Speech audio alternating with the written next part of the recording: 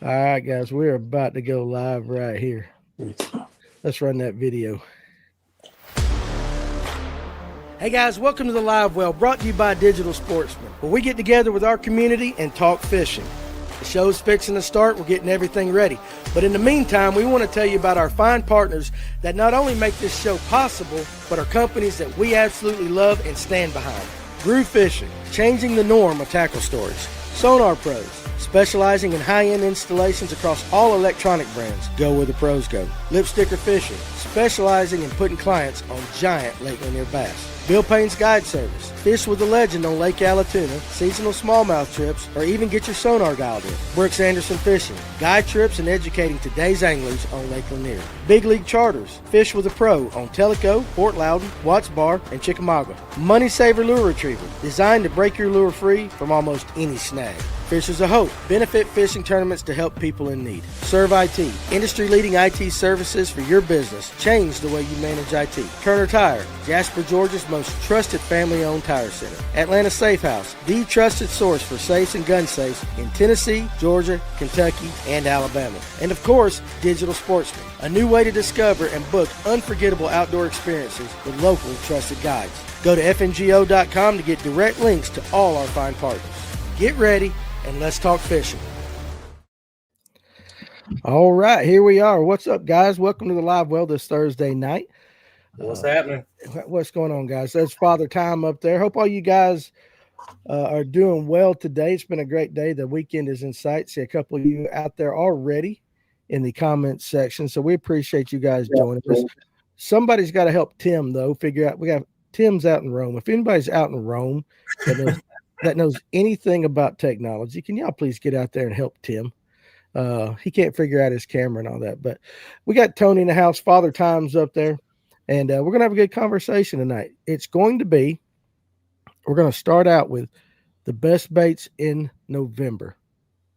I think that's what we want to talk about. And then if we have time, we can talk about the MLF and the NPFL and all that, but that's what we're going to start off with. But let me go ahead and take care of some business first. You'll see the banner scrolling down on the screen. Hey, listen, Toys for Tots tournament, December 6th at Laurel Park. Guaranteed $5,000 first place prize, $80 per team, plus one unwrapped toy. It's all to help the Hall and Pickens County Toys for Tots program. All right, if you want to sign up, you're going to blast off in the order of which you've signed up. If you want to go ahead and get registered, you can give me a call at 678-283-6700, and I will walk you through the process. And it's going to be a good time. Guys will be out there. It's going to be kind of like one of our community kind of things. But again, we get to fish and help kids out at the same time. It's going to be absolutely fantastic. And November 1st on Lake Blue Ridge, the Fishers of Hope are putting on a fishing tournament for a young man named Matthew. It's a $100 buy-in going out of the Blue Ridge Marina. All right. And he's having problems with his liver. And they really haven't got it figured out yet, just exactly what the problems are. But they're going to go ahead and throw this tournament to help him out, just kind of put a smile on the child's face. All right. I know there's some local anglers as already are putting things together for this young man. We're going to put something together as well.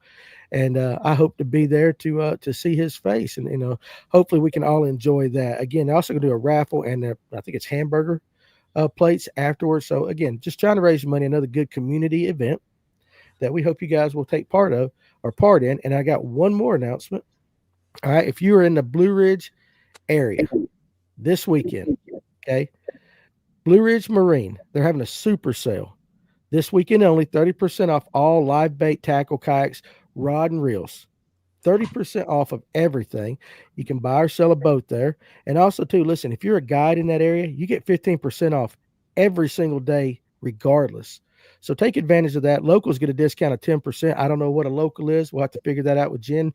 She just said locals get 10% off. So that's a pretty cool thing. But they're located at 12166 Morganton Highway in Morganton, Georgia, which for all you guys, for all intents and purposes, that's Blue Ridge.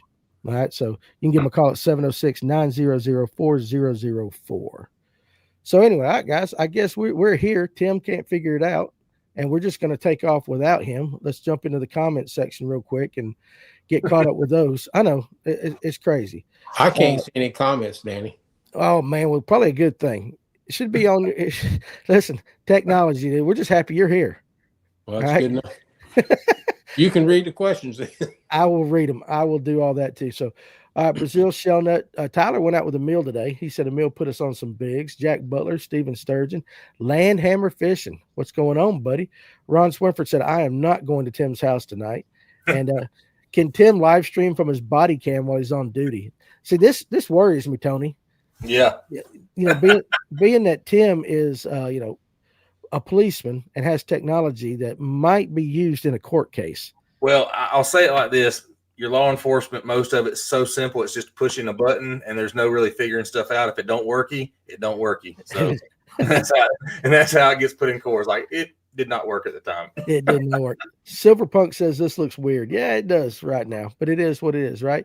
Doc Holliday went out with Brooks too. So you guys ought to be able to jump in the comments about what was going on. Now, Doc said it was a tough bite on Lanier today for us. Grounded out a dozen, 1-4 plus. Best bite was on a spinnerbait when the wind got up. Even caught one on a white rooster tail. There's the rooster tail for you, for sure. And I see Clayton, and there's old cranking and yanking. So everybody's in the house. Let's go ahead and get talking. And again, Tim might show up. He might not. We just don't know, but we'll work on that. So going into November, I've noticed the last few days, we finally got some cooler weather. And generally, that's what we're looking for. We want that cooler weather. I want it to get pure cold. I want it to get cold. But we got to go through this little late fall. And I guess we've talked about the fall transition. But hell, they ought to be there by now. We should be in whatever it is. So, Tony, with the weather like this, if we stay cool, okay, if we stay cool like this and maybe even a little cooler, we got the colder mornings and then turnover's happening. What are you throwing? So kind of sort of looking at, I know we're going to talk about the BPT later, possibly with that team tournament they get going on with Dowie. It's a perfect example of what they're throwing, what I was throwing this last weekend, except for they're out picking off roamers with the forward facing sonar and a minnow. I was using a Nico rig of all things. I was using a Nico rig. They were hugging the bottom. So which is what I start looking for this time of year. I actually heard one of the guys on the show today say, he said, did you bring a jigging spoon with you? Because the morning bite, they were hugging the bottom. And as the day got on, when the wind picked up a little bit, they started coming up a little bit more. And with those bluebird skies, they were a little pickier, but they were starting to suspend a little more from what I saw. And so, yeah, I'm starting out with an eco rig in the rocks. But that's not what I started with the other day, but that's what I ended up going to. My best fish come off an eco rig, and then a jerk bait. Berkeley Stunner right there. Out over 100 foot of water at the dam, chasing roaming fish that were either in bait balls or they were by themselves, just in big packs, and just running it through there. They were coming up 20 foot in clear water to get the jerk bait. Now, when you say you're out there, you're throwing that jerk bait and you're running them through the packs, are you just reeling it? No, I'm working it like a madman. Still, I want what we used to hear about the summertime, working it during the summer, work it real fast. That's what I'm doing. I don't change my retrieve up summer, fall, winter. It doesn't matter to me. I'm going to see what the fish want, really. I mean, I guess I do change it, but I want to see what the fish want first. But typically, I'm going with that pretty quick twitch, and seeing how those fish out there are really active. They're chasing bait fish. They're in big wolf packs. They're waiting for fish, bait fish to come by. So they're hunting. So they're gonna chase anything down. So I'm working it fast, and then sometimes you kill it, and then they hit it. Then I actually had one come up, chase it to the boat, stopped at the boat, looked at I put the lure back down, just laid it back down in the water. He hit it, just laying in the water.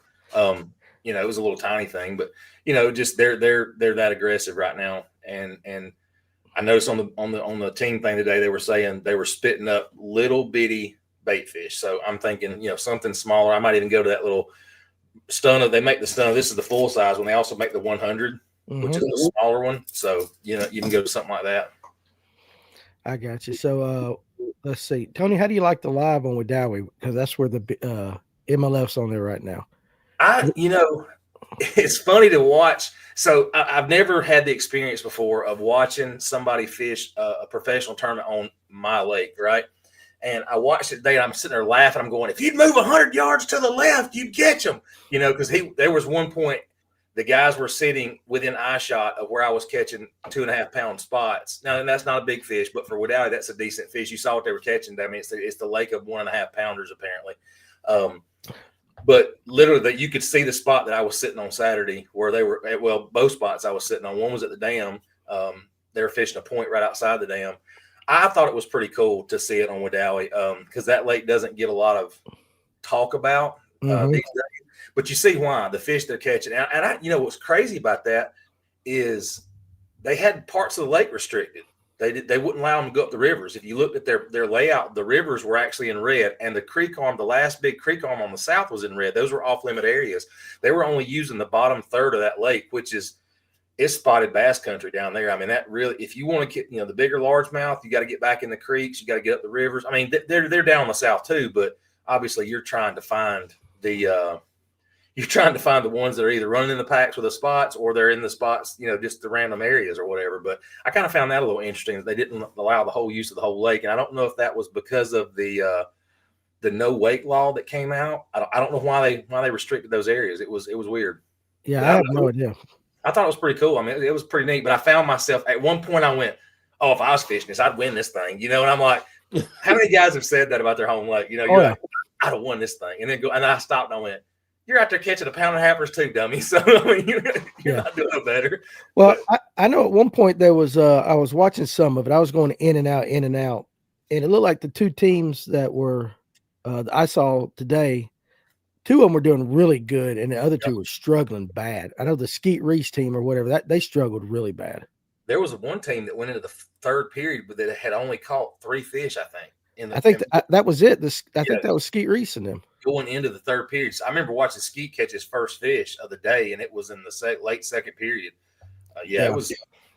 But that lake, it can be humbling, especially if you have zero info about it. But I mean, it kind of works out like most. We talk about the typical patterns on here. I mean, it really, you can catch fish out there. I'm really surprised they weren't catching fish, because that's one of those lakes. If somebody asks me all the time, like, where would you go if you want to take a kid fishing? It'd be Wedowee, because you can go out there. I mean, it might be pound and a half fish all day, but you'll at least catch some fish. But this morning, it was a calm lake. There was no ripple on the water, and that is a tough lake to fish when it's absolutely dead calm like that. Well, there you go. Our wee expert right here.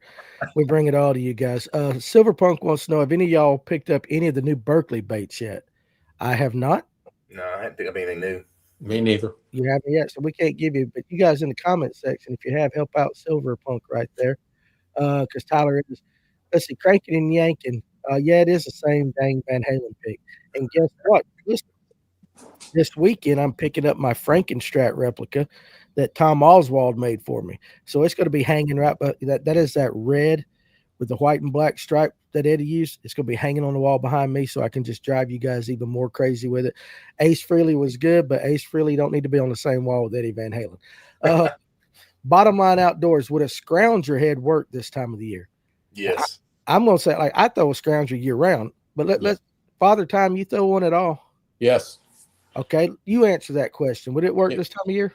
I think it would, especially after what Tony was saying about it being on the bottom. Yeah. That's just a good bait to drag along the bottom, get that little vibration going. What do you put on the back of yours? Zoom Flute Junior. You go with the Junior? Yes, I do. Okay, what about you, Tony? My wife said I'm on bait restriction. That's funny. So to be honest with you, I've never thrown a scrounger. We've talked about the scrounger on the show several times, and this one of those things you said, I think, today on the show. I'm like, yeah, I need to get those. A chatterbait is the same thing as a scrounger. It does the same, has that same, erratic action. And that's why I said yes immediately, because it's the erratic action that I'm getting the most bites out of. And I don't see why a scrounger head wouldn't be any different than a chatterbait. And I will use a chatterbait this time of year as well. Yeah, that makes sense. I like doing it like Kevin said, just slow rolling it on the bottom, but I'll do that year round. I mean, wintertime, you can do the ditch bite, but if you got it in your hand and some schoolers come up, you can bomb ass cast that thing a mile. Yeah. And you can just rip it right through schoolers too. So I think the scrounger is really versatile, but Kevin, I put a super fluke on mine. I don't go with the Junior. I go with a full size fluke. And we talked about it. We did talk about it today at lunch, didn't we, Tony? Yeah. Yeah, you mentioned it today. I didn't get a chance to watch the whole show, but yeah, you did bring the scrounger up today at lunch. Yeah, when it's cloudy, overcast, because we're talking about colors. That's why. When it's cloudy, overcast, low light conditions, I'll throw just a straight white. And then if the sun's up, I'll go to, before I got Kevin's baits, I would throw a disco violet, disco purple, disco green, Zoom worms, Zoom flukes, and I liked it. Half ounce with a fluke style bait, and it's money, Justin Ortiz.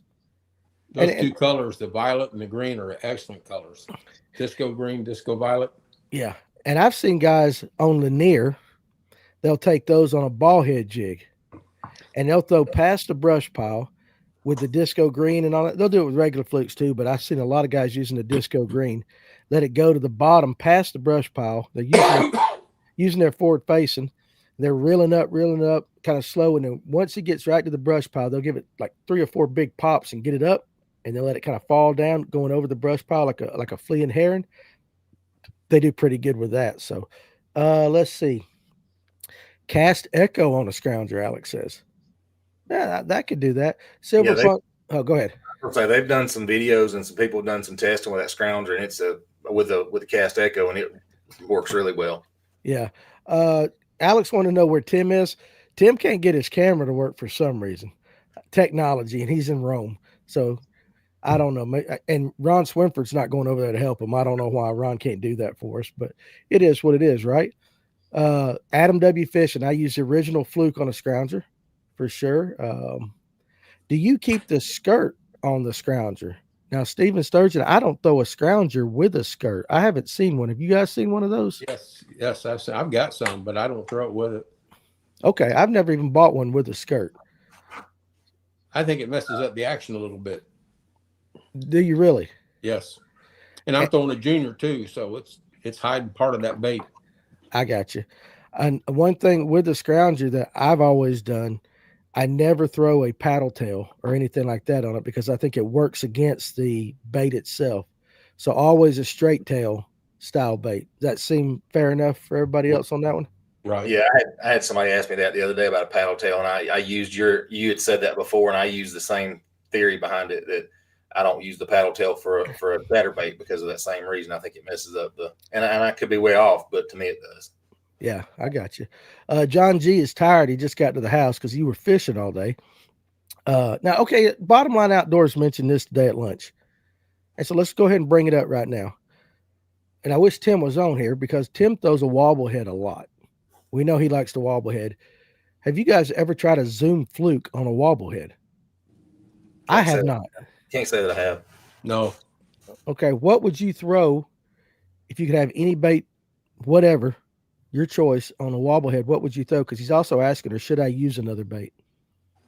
I've picked up those. I didn't bring them up to the office with me, but I picked up the 6 cents bodegas. They got them 3.5 inch all the way up to the big ones, a 6 inch or whatever. And I've had really good luck on those. Now it's largemouth. And then Tactical Fishing Company has a great crawl that goes on the back that works really well as well. It's a flat body crawl. I mean, it does really well. And I always call it wrong. There's a combat crawl and then there's the other one. And Alex probably correct me on it. It's the wider body crawl and it works really good. And of course, I didn't bring any soft plastics up here this afternoon. That's all right. That's right. What do you throw, Kevin? Creature bait. So you guys would be throwing a creature style bait? Yeah, something with a flat bottom. Okay. Yeah. That makes sense. Now, without forward facing sonar, where do y'all throw a scrounger? I'll give you Latham over here.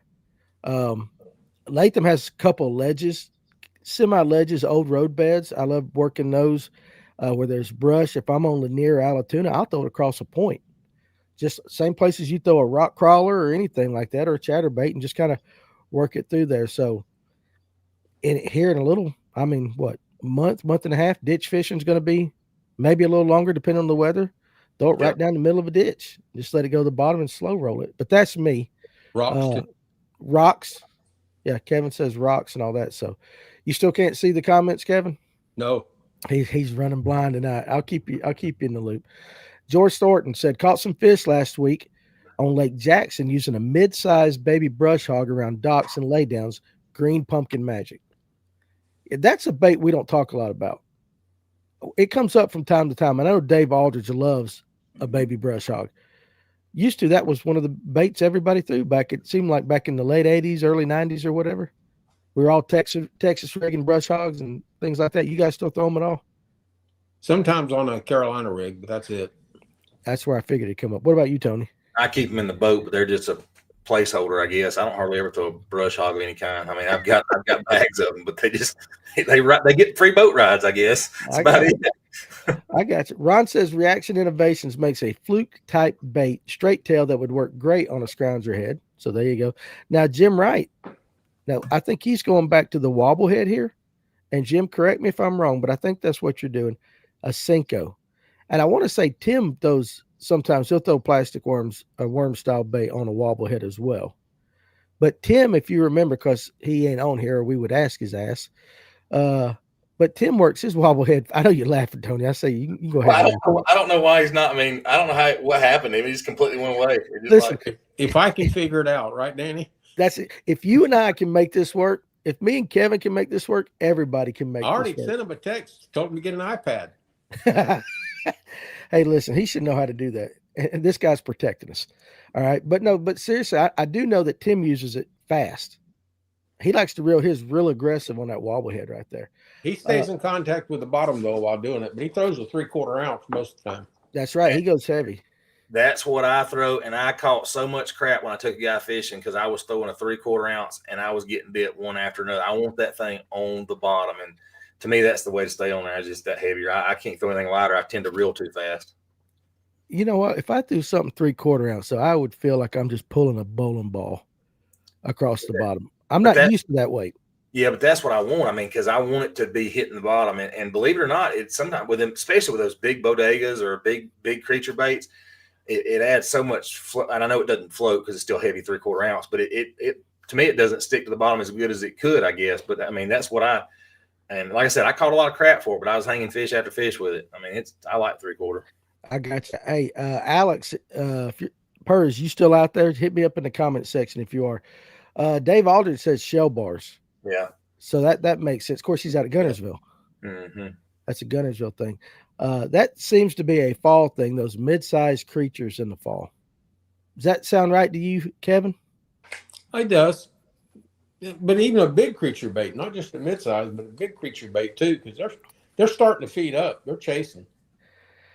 Yeah, hey, listen, you guys are messing up John G. He's not used to seeing you with your hats on, without your hats. My daughter, I went and got the full experience at the barbershop today, so I couldn't put a hat on. I don't want to do it justice. It doesn't fit anymore. That's why. That's it. Lost all that hair. But there you go. Now you're right. Now you're right. Justin Ortiz says, I picked up a 3/4 and a half ounce Picasso. How you say that again? Susan? Susan? Susan. Yeah, I always mess that up. Scrounger. How about we just do a half ounce Picasso scrounger? And man, that 3/4 is just too much for my likings. And that's kind of what I was saying, is like, it just feels like it just feels kind of weird to me. Tim said that he's got a tech working on his mic now, and it's his wife that's doing it. Oh, good Lord. Well, he might actually make it on then. hey, they're two peas in a pod right there. So we don't know. We may see Tim, we may not. Wasn't he having trouble on the boat he was on today? Wasn't he having some forward-facing sonar trouble too? So it may be just him. It is just him. Let's see here. But Alex, if Tim don't get on here in a little bit, you can jump on. I'll send you the link. Doug Phillips. Hello, Fish North Georgia. Traveling home from I didn't know he didn't know the podcast was done at the store. He had a cooler packed for the podcast. Doug Phillips, I'm sorry. I would like that cooler right now. I really would, because did I mention the babies that are here already? No, he didn't say it. I don't think he did prior to going live. Yeah, my wife decided to volunteer to babysit twin 6-month-old baby girls. Oh. And you say, like Satan spawns. I ain't never heard. Oh, listen, them kids are crying like crazy. I've never heard a set of lungs on a baby like this in all my life. Both of them. And they're pissed off. I don't know if you guys can hear them. But I can hear them. Okay, good. Oh, we can't hear them. Good, because I'm in here and I'm like, God, I hope everybody don't. It's going to sound like a murder scene going on in here. It's that bad. But bless my wife and my daughter Tatum's heart. They like to help people out. So as long as they keep them in there, we're all right. Father Time put on that cheesehead hat. You got a cheesehead hat, Father Time? It's in the basement. Ah, well, shit. My dad's Garmin forward-facing sonar is having some issues too. Now, it wasn't today, but wasn't it yesterday on the lunch? People were talking about Garmin's having some problems. I didn't get a chance You didn't to get watch. on it. I think that was I think it was either I think it was on lunch break Tuesday or Wednesday. Somebody was talking about Garmin's having some problems, and some of the people in the comment section were like the transducers. I think Alex talked about it on there as well. I don't have a Garmin, so I don't know, but yeah, it was yesterday. Alex said, but a lot of people are having problems with the Garmin, so I don't know what's up with that. If you guys are out there in the comment section and you are having problems with the Garmin, let us know what kind of issues. Did they just have an update or something, or?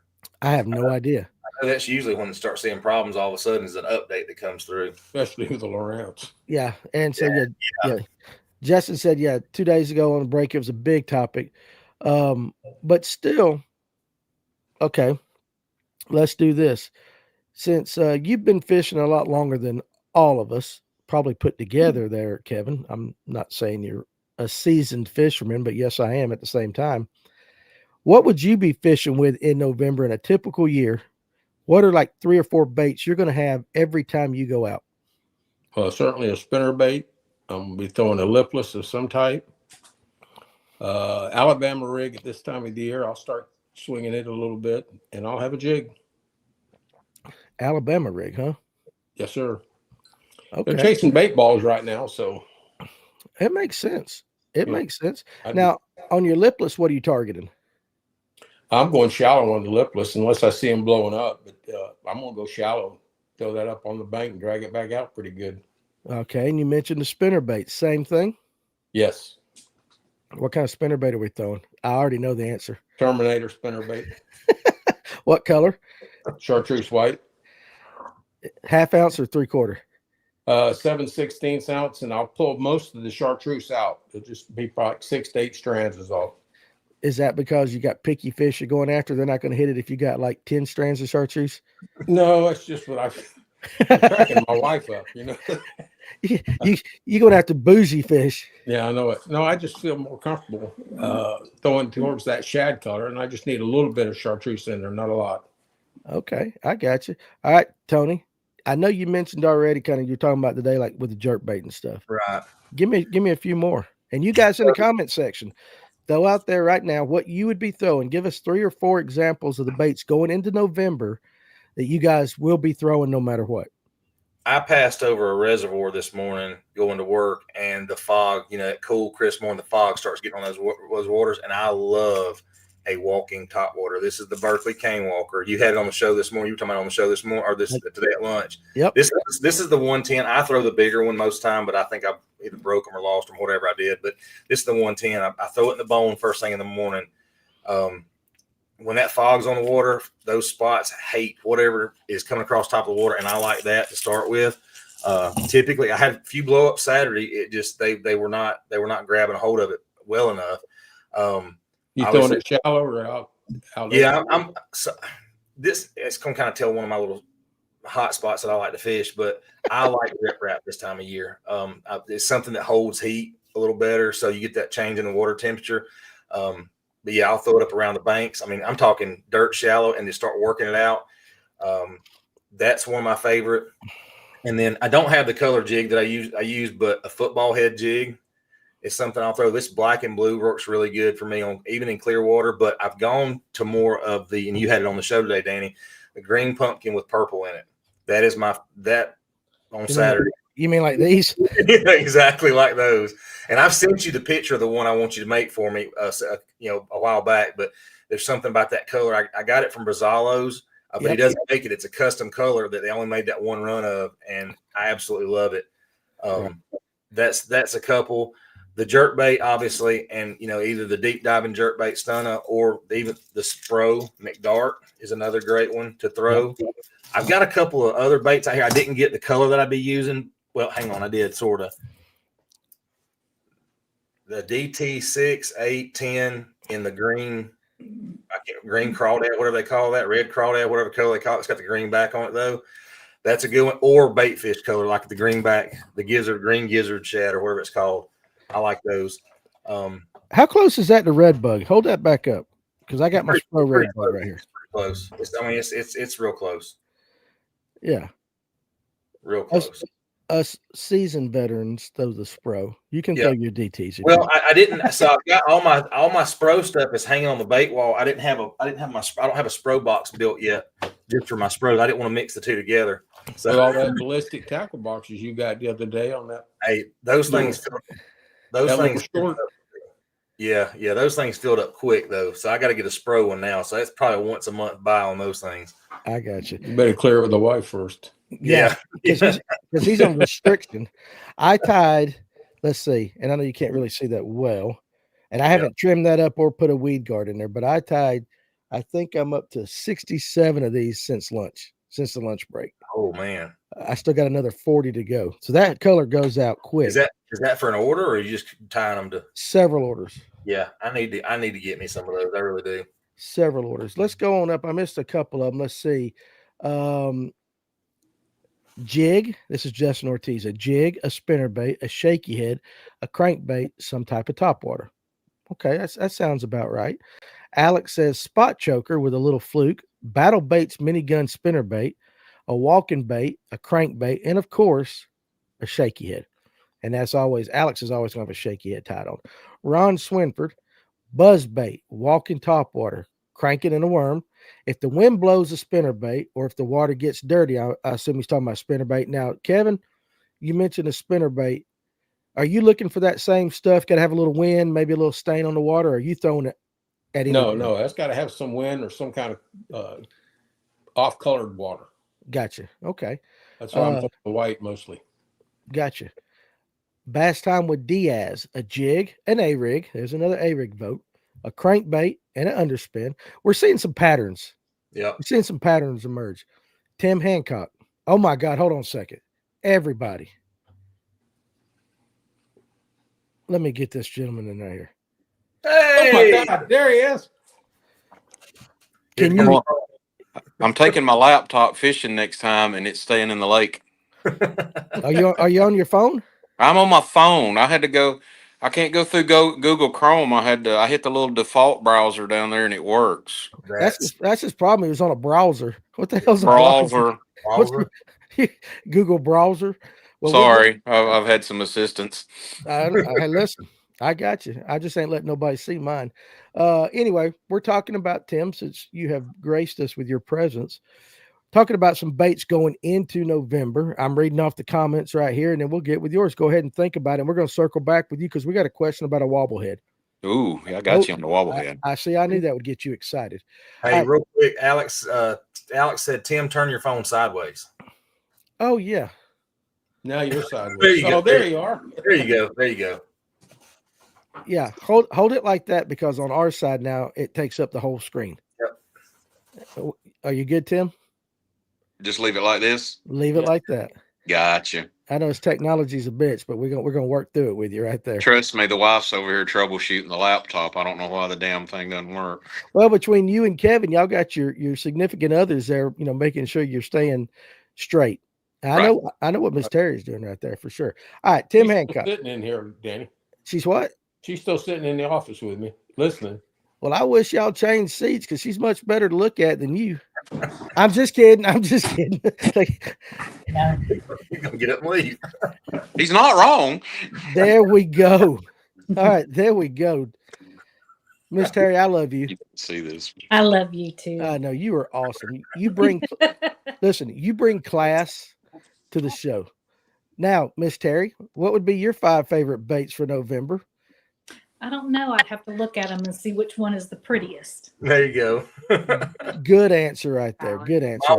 My wife chooses baits based on what the bags say, and the ones that say bass love them, she thinks they all catch bass. It's all about marketing. Yeah. I do. If I was a fish, which one would I bite? Well, which one would you bite, Miss Terry? I don't know. I'd have to look at them. What do you have a favorite color that kind of shopping? No, it would have to be pink and shiny. Oh, so we're like diamonds, She's a bougie ass, ain't she? You know what? Listen, she sounds like we could catch her with a drop shot. Morning dawn, little flake. That was working Saturday. There you go. So somebody just kicked off Tony. He'll be back here shortly. All right. right. Well, I'm gonna let y'all have Kevin back. Okay. I love you. I love y'all. Bye. See you. Bye, hun. Well, shit. Now we got to let Kevin play again. I'm back. Okay. I'm I going to get something shiny, but not pink. There you go. There you go. Tim Hancock says he would start out with topwater, spook, buzz, plopper, or popper, then switch to a big spinnerbait, which is what he is known for, crankbait, or a big swim or glide bait. That sounds like a lot. Every time Tim Hancock's on, that sounds like something he would, would say. There we go. Tony's back. Sorry, guys. Camera just shut off for some reason. Hey, welcome to my world, buddy. I don't know what I'm going to do with you guys here for sure. Jeff Brazil, topwater walking bait and a big glide. Always have a spinnerbait out too. I think this year, honestly, we've talked about big glide baits more than we have in any year past. Yep. Going into the fall or just at any time of the year, it seems like they're becoming more the norm that we don't normally do. Let's see. Here we go. A little George. That's good. Okay. Steven Sturgeon was telling you how to do that. So he wants to know, Tony, what angle do you attack the rip wrap? Yeah, I saw that question. That's a great question.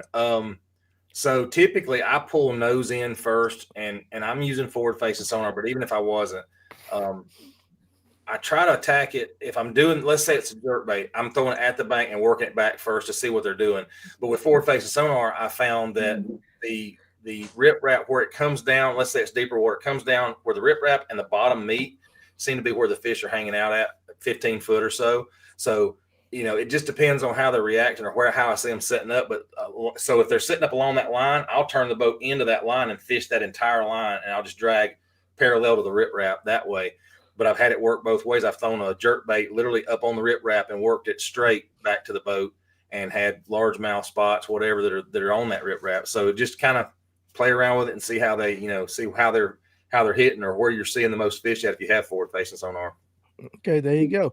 Let me hit a couple more, and then we're going to talk to Tim about the wobblehead. Silverpunk says chatterbait, spinnerbait, buzzbait, swim jig, wacky worm under docks, good for you. And about to be trying out the Screaming Chapo. I just don't know about that Screaming Chapo. That's that one. It's that new one. The Rapala or Rapala or what? Is that the one we're talking about? Berkeley. Berkeley's got one. Yeah. Berkeley did that. Yeah, Okay. Rapala was the STD one, the clap tail or whatever it's called. That's right. Yeah, I don't know about any of them things. How about a blade bait? Anybody like them in cold water? White Owl 74. I mean, when it gets cold. What about pro? But when are you throwing it? When it's cold. Like we're talking 40s, 50-degree water? Yeah, in the 50s. And I'll throw it. I won't throw it shallow. I'll throw it out in probably 15 to 30 feet of water. Okay. How you working it? I'm jerking it up about 3 feet off the bottom and letting it flutter back down. Just kind of yo-yoing it? Yep. Okay. All right. So we caught up a little bit. All right. So Tim, now, Yes, sir. Okay, here's the question. It was brought up by an individual. I believe it was Bottomland Outdoors I think that was it. He said a fluke on the back of a wobblehead. Has anybody tried it, or should he try something else? And they talked about the baits they use on a wobblehead, more creature style baits, but don't you sometimes use a worm on yours? I have. What do you normally do? How do you work your wobblehead? The most success is with a critter bait. Okay. Because it imitates some sort of critter coming through the rocks. And you've got to have gravel or chunk rock, something like that to burn that thing across. Because what it's doing is generating a reaction strike. Right.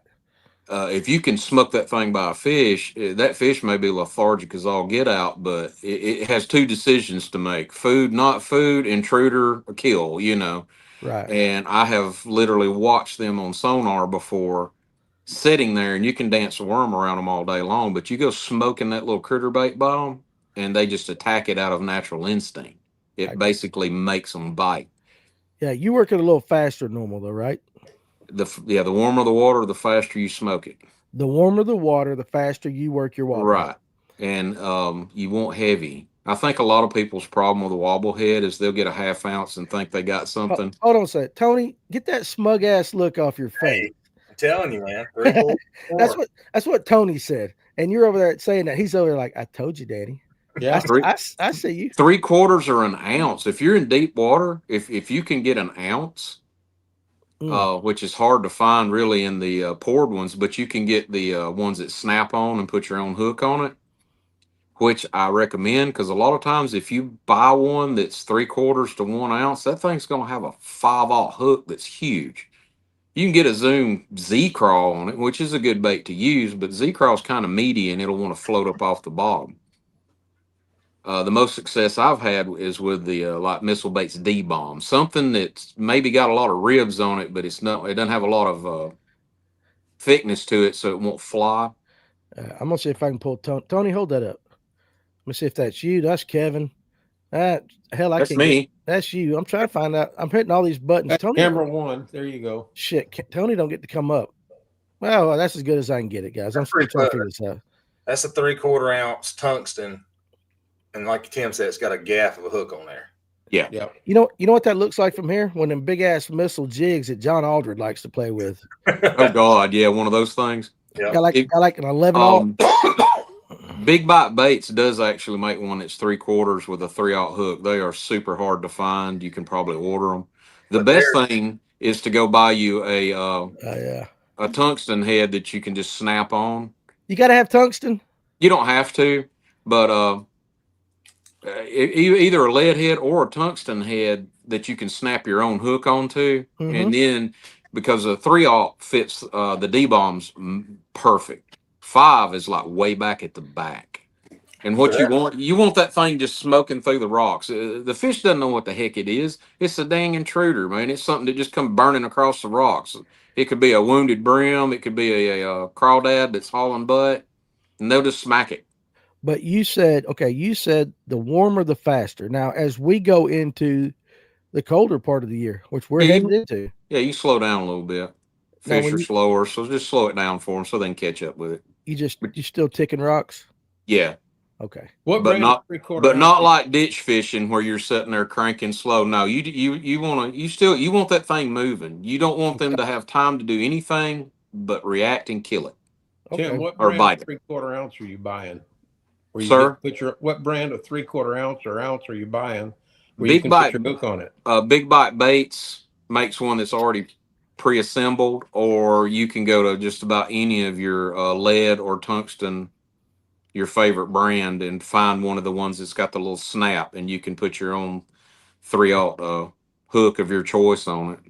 A Gamakatsu is always a good choice. Always. Every time. Okay, there you go. My rock and roll buddy Joshua, jig, spinner bait, fluke, walking bait, glider. Oh, somebody pulled out a glider. We ain't talked about a glider. So very interesting right there. Tony wants to know, how are y'all making it without Kevin feeding you guys vodka? I'm out of whiskey. So Bourbon. But see, I'm out. Kevin, what you got going on over there? I just have tea. I was going to say sweet tea. No, it's hot tea. Hot tea. Hot tea's good for you, man. Honey for a sore throat. Yep. Kevin. Watch what you say there, Danny. You know it when he paused. You know it's coming. I know it. That's why I said. I got 101 ways to go with that. Hell. I know they are. Tony, what are you doing tonight? Diet Coke. I got that in the other one. Diet Coke. There you go.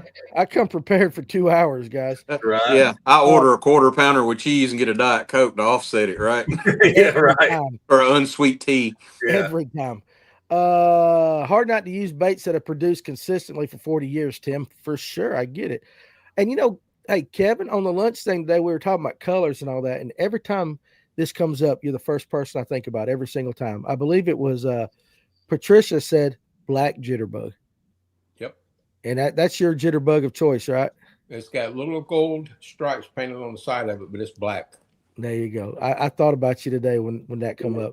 It's crazy how as the more we hang around with each other, like when people say certain things like wobblehead, Tim popped in my head. Jerkbait now, Tony, I think of you.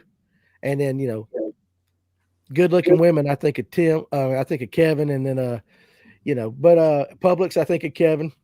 Food, I think of Kevin. I'm dying over here. Jim Wright says, I'm throwing a Fritz 5 crankbait, a jig, a shaky head, and a jerk bait. Do you guys like those Fritz sides? I love them. They work. They're brittle. That's what I was getting to say. Every time I throw a Fritz side, of course, you know me, I'm hitting the dock or the rock or the. Well, today we were on Allatoona in Yarborough. He got a little bit of grass on one and made that fatal mistake that we all do, just like any little kid. You turn and smack the water with it, broke the damn bill right off of it. Come back with a bill only or whatever. I bet I put a Fritz side on 5 times, and I've broken all 5 of them. Now, the bills are brittle on them, bad. They were free. They come off the shelf at the shop, probably while we're closing the store. But you know what I'm saying? Jab. That's it. Is it underspin more of a fall or is it a winter bait? I use a glide bait year round. I mean, underspin on a herring lake on Lanier, Allatoona, that's a year round bait. Yeah. In the wintertime, and we'll have this debate because we have it every year when it comes to ditch fishing about whether to throw just a straight ball head jig or an underspin. You remember how we always talk about that? But yeah, I mean, I think you can throw an underspin year round. Anybody against that thought right there? No, you can throw it year round. What about you, Todd? Does it work on weed to weed year round? Yeah. Oh yeah. I mean, you know, I've had my best luck, seems like, during the winter time, but I wasn't throwing it a whole lot back then. But yeah, I mean, I'm throwing it. If you can throw a spinner bait or, you know, chatter bait or something like that, to throw an underspin in the mix. Hey, how come y'all ain't getting on? Y'all should be getting on to me. I ain't been pulling up the comments. Oh, I forgot you can do that. How about this? I always forget. There you go. Right, now you can see them. Hey, is that better for you, Kevin? Yeah, because if you have question of the week, I need to be able to see it. Oh hell, I was hoping you had one. I've got of the week. If my computer worked, I'd pull YouTube up on my phone so I could see the questions. But yeah, that's all right. She took the laptop and went to the bedroom. I don't know. I think it's damn dead. Well, there you go. Does forward-facing sonar let you see under docks? It does. Well, that's how crappy guys use it, right? Yeah, to a certain extent. Yeah. I know you can. Let me just say this way. I know of some anglers that will take their forward-facing and kind of turn it and they'll be trolling by docks so that forward-facing sonar is shooting off, almost like side imaging. Yep. In a way. Sometimes the bass will come out to see what the tick is. Yeah. Okay. Well, there you go. Ron said, okay. I have not got the hang of a big glide yet. I need to throw it more, but I'm having a tough time getting bit at all of late. You're not alone. Just like some of the earlier comments said that Lanier was tough today. Here's one for you, Brainiacs. I'm buying a 100 amp lithium for my live scope. What size charger do I need to charge it fairly quick? I mean, if it's for your live scope, it's going to take a hot minute to run 100 amp down. Yeah. Yeah. I don't know that that's all you're running on a live scope. Hell, it'll last the whole fishing season. I run 2 9-inch screens and my active target on one 100 amp hour battery, and it lasts for a while. What do you charge it with? I have a NOCO single bank charger that you can buy on Amazon or wherever any day, these days, and it charges anything from lead acid, AGM, lithium, and all you gotta do is the press of a button. It changes between, or it's a smart charger. It picks it, whatever it does. But I highly recommend NOCOs. I run 3 graphs and active target on my 100 amp hour, and I've got a powerhouse charger. How long does it normally take it to charge it? Oh, hour maybe. Yeah, it's real quick because I never get below 80% running mine. That's what I was thinking when he said 100 amp.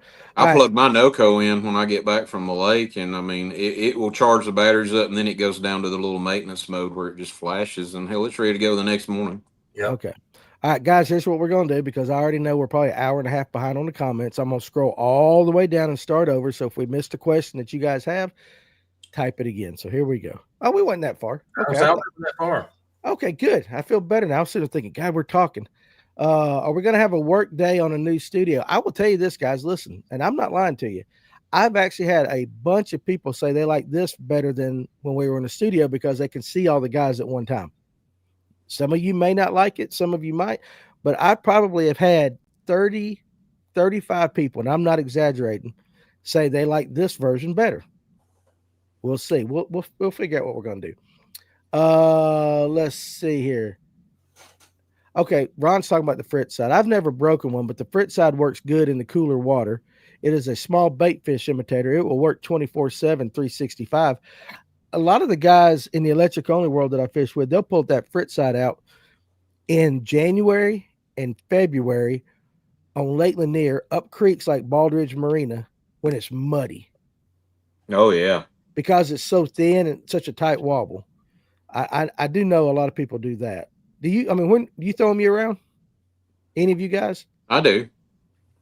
Do you really throw it, or are you just saying this for conversation? No. I'll every now and then I'll grab one of them and start running the bank with it, and it works. What color? Usually something in the shad color. Do you ever get in like? I think when the situation I was talking about, they're throwing almost like what we would do with rock crawlers. When you get into the oranges, the more the crawl colors. I've got some that are kind of a brownish, maybe a herring color. I don't, they're not silver and black, the old shad color. They're more brown back with maybe a pearl side that kind of fades together. And if you get it stained or dirty water, they'll nail the crap out of it. Okay. All right, you guys know how we operate. Los Angeles 7, Minnesota 0. There we go. We got the football game. Oh, I meant to tell you, Kevin, I'm so sorry about the Tigers. Oh, me too. Yeah, I mean, would you rather see Toronto go than Seattle, though? No, You wanted Seattle? I'd rather see Seattle. Well, Seattle, they should have got a coach. That guy never should have walked that batter.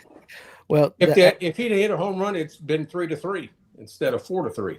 I got you. Hey, listen, I got you. Well, the Dodgers are going to kick their ass anyway, so it doesn't Yeah, matter who they you're play. right about that. The Fritz side 7 runs deeper, bigger bait. Sometimes they will hit it better than a Spro. I think on any given day, one bait might be hot, and the very next day, go back in that same area, and you know what I'm saying, another bait, a similar style bait, just something. You could have the little same subtle bait things. and one have rattles, one be a one knocker, and one be silent. And for whatever reason, that frequency is what they seem to hone in on, and you don't know which one is which until you kind of experiment. Right. I do not know how in the hell to pronounce this, so we're going. It's Kulib. Oh shit! I forgot I've been pulling these things up. I'm sorry. You guys say it, but K Outdoors been hammering them on a Bubba shot. Also been throwing a spinnerbait, buzzbait, and shaky head. What's a Bubba shot? It's a drop shot casting. Is that what it is? Yeah, you cast it. Casting a drop shot versus spinning rod. Heavier. It's a heavier one, isn't it? Yeah. Well, you can. I mean, Heavier line, bigger bait. But it's a drop shot. yeah. Yes. Oh, okay. All right. I just call Power it. shot, same as a power shot. Some people call it power shot or a Bubba shot. Well, there you go. I learned something today. Do you ever try to add foam to a lipless to get it to suspend? And Lord knows I don't. Any of you guys add foam to it? That's a lot. Well, that's a lot of trouble. To a lipless? Where would you put it? Like on the hooks? Like I mean, almost like. you have to drill a hole and put it in there. Floating lipless. But do you? Yeah, he's talking. He wants ones to suspend. I would think you'd be better off buying a floating one and putting some weight on it to get it to sink. You could wrap some wire, lead wire around maybe the hooks and get it It take negative a lot of buoyancy. Float pretty good. Dave's going power shot. K Outdoors says heavier drop shot. Hey, give us how do I say that? Kuleb? I want to say it right. So I can't even see it on my phone. It's right there. Kuleb? Khalib, I guess. I'd get a floating. Okay, so Tim Hancock. So listen, I have learned something from Tim Hancock over the years because what was my answer? Yeah. Exactly what he said. I'd get a floating lipless and add weight. Okay, I mean, I totally can get that. Just a bigger drop shot. See, all you guys got these names. I would just call it I'm throwing a heavier drop shot. So drop shot on a bait cast rig, use heavier weight and bait. See, to me, I'd still call it a drop shot. It's still a drop shot. It's just a different delivery. Yeah, I mean, hell, I'm just throwing a drop shot on my bait caster, but whatever works. Bill Lewis makes the lipless rattle trap that floats. Yeah. It sells for more than one that doesn't float. Less is more. I guess. I wonder why. Listen, he's thinking about gluing foam on the back. Now we know some of the guys around here and in our family, they like to tinker with their baits.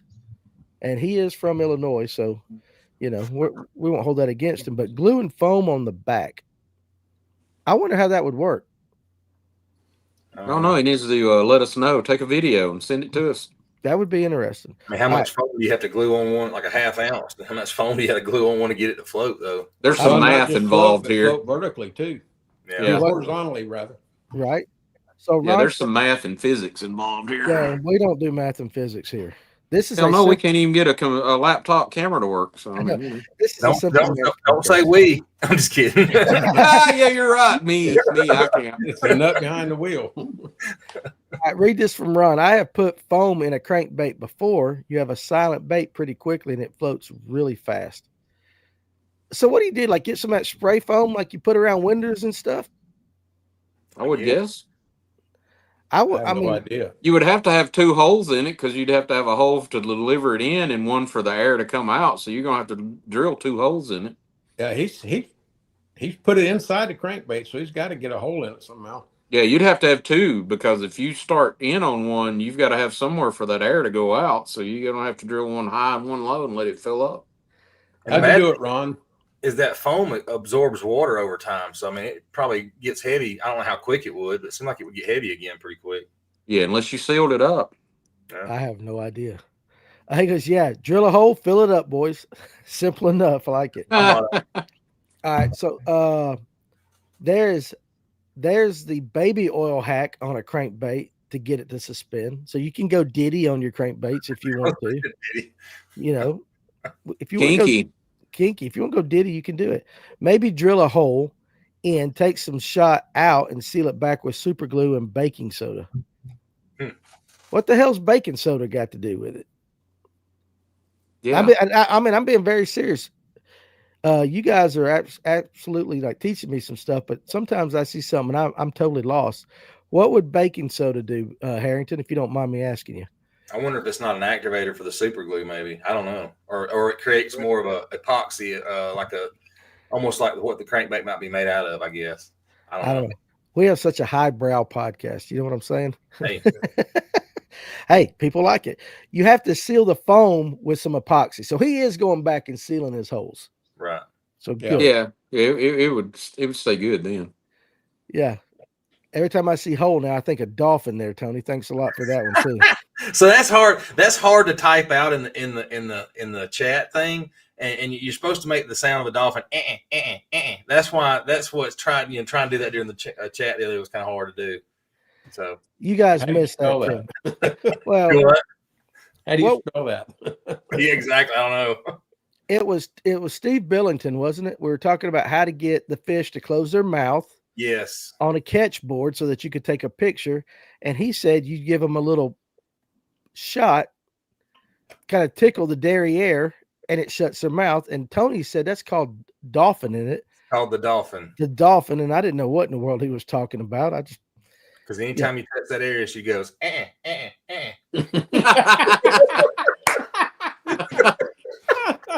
God almighty, we circle back to Yum Yum. Well, listen. Okay, we'll go with that. Carrie's over here in stitches. I'm not. Listen, I've got to be polite. I forgot you were sitting there. Not tonight, boys. I'm on my best behavior. That woman has spanked me. I ain't no way. Baking we're soda, not safe at the shop. No, that's right. Activator. He says it's an activator. The baking soda works as an activator. Very interesting right there. Harrington said he knew the dolphin was going to come up sometime. Oh, guys, I got to show you something. Before we do the question of the night. All right. If you're a member of the Bike Club Facebook Messenger group, which you guys ain't, sometimes we share some information, some pictures and stuff in there. I want to show you guys, see if you guys that are watching can recognize this fine looking young man right here in the background behind me. Let me pull myself up. What do you guys think about Cletus right there. Can you see him? Yep. Yep. What do you think about that costume right there, boys? Did you get Is it? that a costume? I had a lot of questions. I mean, I know we're kind of we're out there, but I don't know, Tim. What we lost Tim, and we He's back.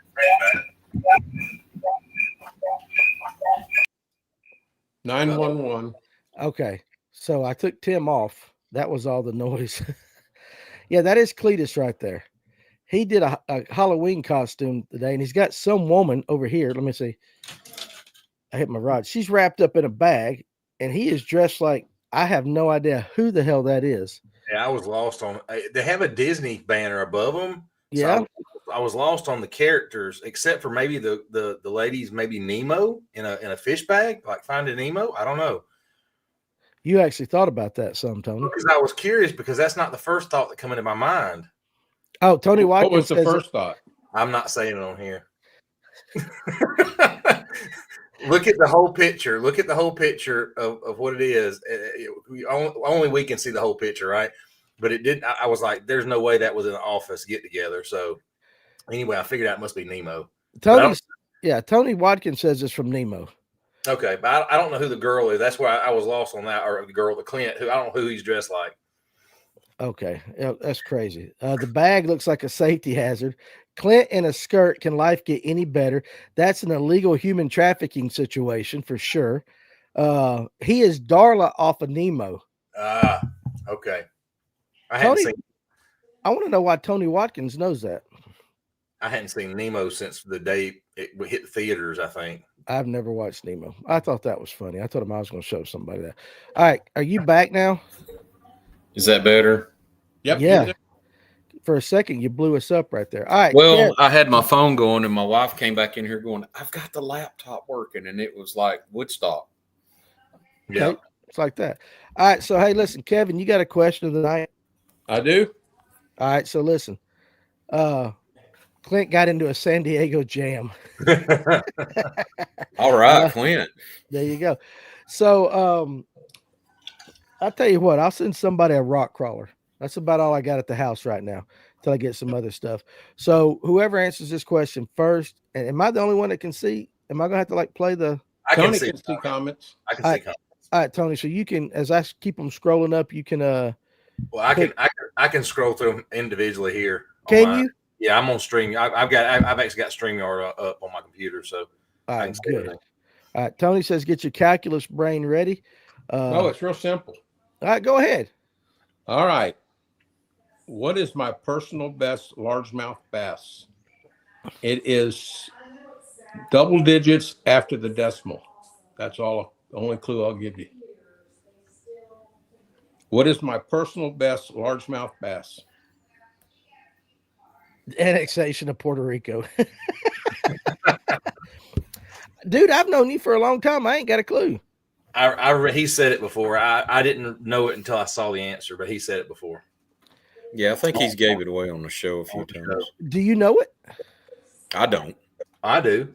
Because he said you do. He said the answer. Tony taking notes. Okay, but did you know it before he sent you the answer? I wouldn't have known that. I wouldn't have known the number, but he has said this number before. You caught it in Florida, didn't you? Yes. Lake No, I did not. I caught it in Alabama. Bull. I did. You fished all them Florida lakes, and your biggest fish was from Alabama? I've got 4 over 10 pounds out of Florida. This one was bigger than that, so it gives a clue. Hey, I was gonna say you just gave a clue, Kevin. I know it. Shame on you. You should. So, guys, if you're going under 10 pounds, you're not gonna get it. So you guys keep going. Now, we can keep talking. Dolphins. We can keep talking fall baits or November baits, or we can talk about the MLF NPFL situation that's going on as well. Whatever you guys in the comment section want to go with, we can go. I don't know how many of you have been paying attention this year. Dude, Adam, if he caught a 15.2, I would. You ain't that high up, are you, Kevin? I'm not going to say one way or the other, but it's a double digit on the end. So he's saying 15.20. That's a double digit. Well, then that would be no. Okay. Maybe down just a little bit. Maybe. Okay. Have you? I said I was going to pay attention to the MLF this year. One thing I was watching Get Your Fish on, he was talking about the guys that are leaving or got cut or for whatever reason didn't make the 50 on the BPT, and a lot of them are going to the NPFL. You guys paying any attention to that? Did you even know about this stuff? Because I'm out of the loop when it comes to MLF. I haven't watched it enough to keep up with it for sure. I saw it, or I started looking at things when Keith Poget was on, saying that he wasn't going to make it this year. Then I started researching a little bit. I did see Keith Poche's video where he said that he got cut. So wasn't it Andy Morganton though that he declined the BPT and he's going to fish the NPFL? I believe Uncle Randy did a video about him. I did. Well, I don't watch him at all. So, but that's right. But you know what I'm talking about? Oh, Andy Morgan, right? Yes, it's Morganton, right? I want to make sure I'm saying Morgan. I said it right the first time. But in his video, he said number one, he was talking about the expense. He was talking about he didn't like the forward facing sonar. He wanted to go back to having fun fishing. He had several other reasons. But he declined the BBT and he is going to fish the NPFL. And so, I mean, a few of those guys are like that. Some of them, they don't have a choice. They need to go fish it. But guys, I'm telling you what, I think the NPFL right now, honestly, dude, it seems like everything they're touching here recently, they're getting the anglers, they're getting the names, they're making the decisions, whether it's the information rule, whether it's the no forward facing sonar. It seems like that's the organization right now that's kind of leading the charge a little bit. I think the statement that the NPFL put out, was it yesterday or today that I read it, was spot on. Did you read that? I have not read it yet. What did it say? It more or less said that there are big names coming on over and that they are who they are and they're not changing for anybody. Well, that's old Brad Fuller for you. I mean, and a lot of people, myself included, when they first, I mean, honestly, I've talked about before when they first made that decision to ban forward facing sonar. I fussed. But it just goes to show that I'm wrong. That's the best business decision they could have made. And look at what it's attracting now. Mm-hmm. He went on, Danny, to talk about that they don't have the sponsorship money that the other big tournaments do, and that there are people that are working hard to come to work every day to try and do the right thing and do a good job and to entice more people to come to that league. Well, they're getting it. Yeah, they are. And I mean, they got a nice mix of, across the age spectrum. They got some that kind of like living legends. They got some young kids and all that. I'm waiting to see if they grow the way I expect them to grow. If they start getting the levels underneath them, like the qualifying, kind of like the opens. At the rate they're going, I guarantee you sooner or later they're going to have something like that. They got to, wouldn't you think? That or they're going to have to put a limit on the number of people they put in there. And right now you said that they're interviewed as well as not just having the money, but they're interviewed whether or not they fit that sports model they're looking for. Right. So they kind of vet them before they let them enter. Yes. Yeah. And let me ask you, Tony, how do you get a comment off the thing? Click on it.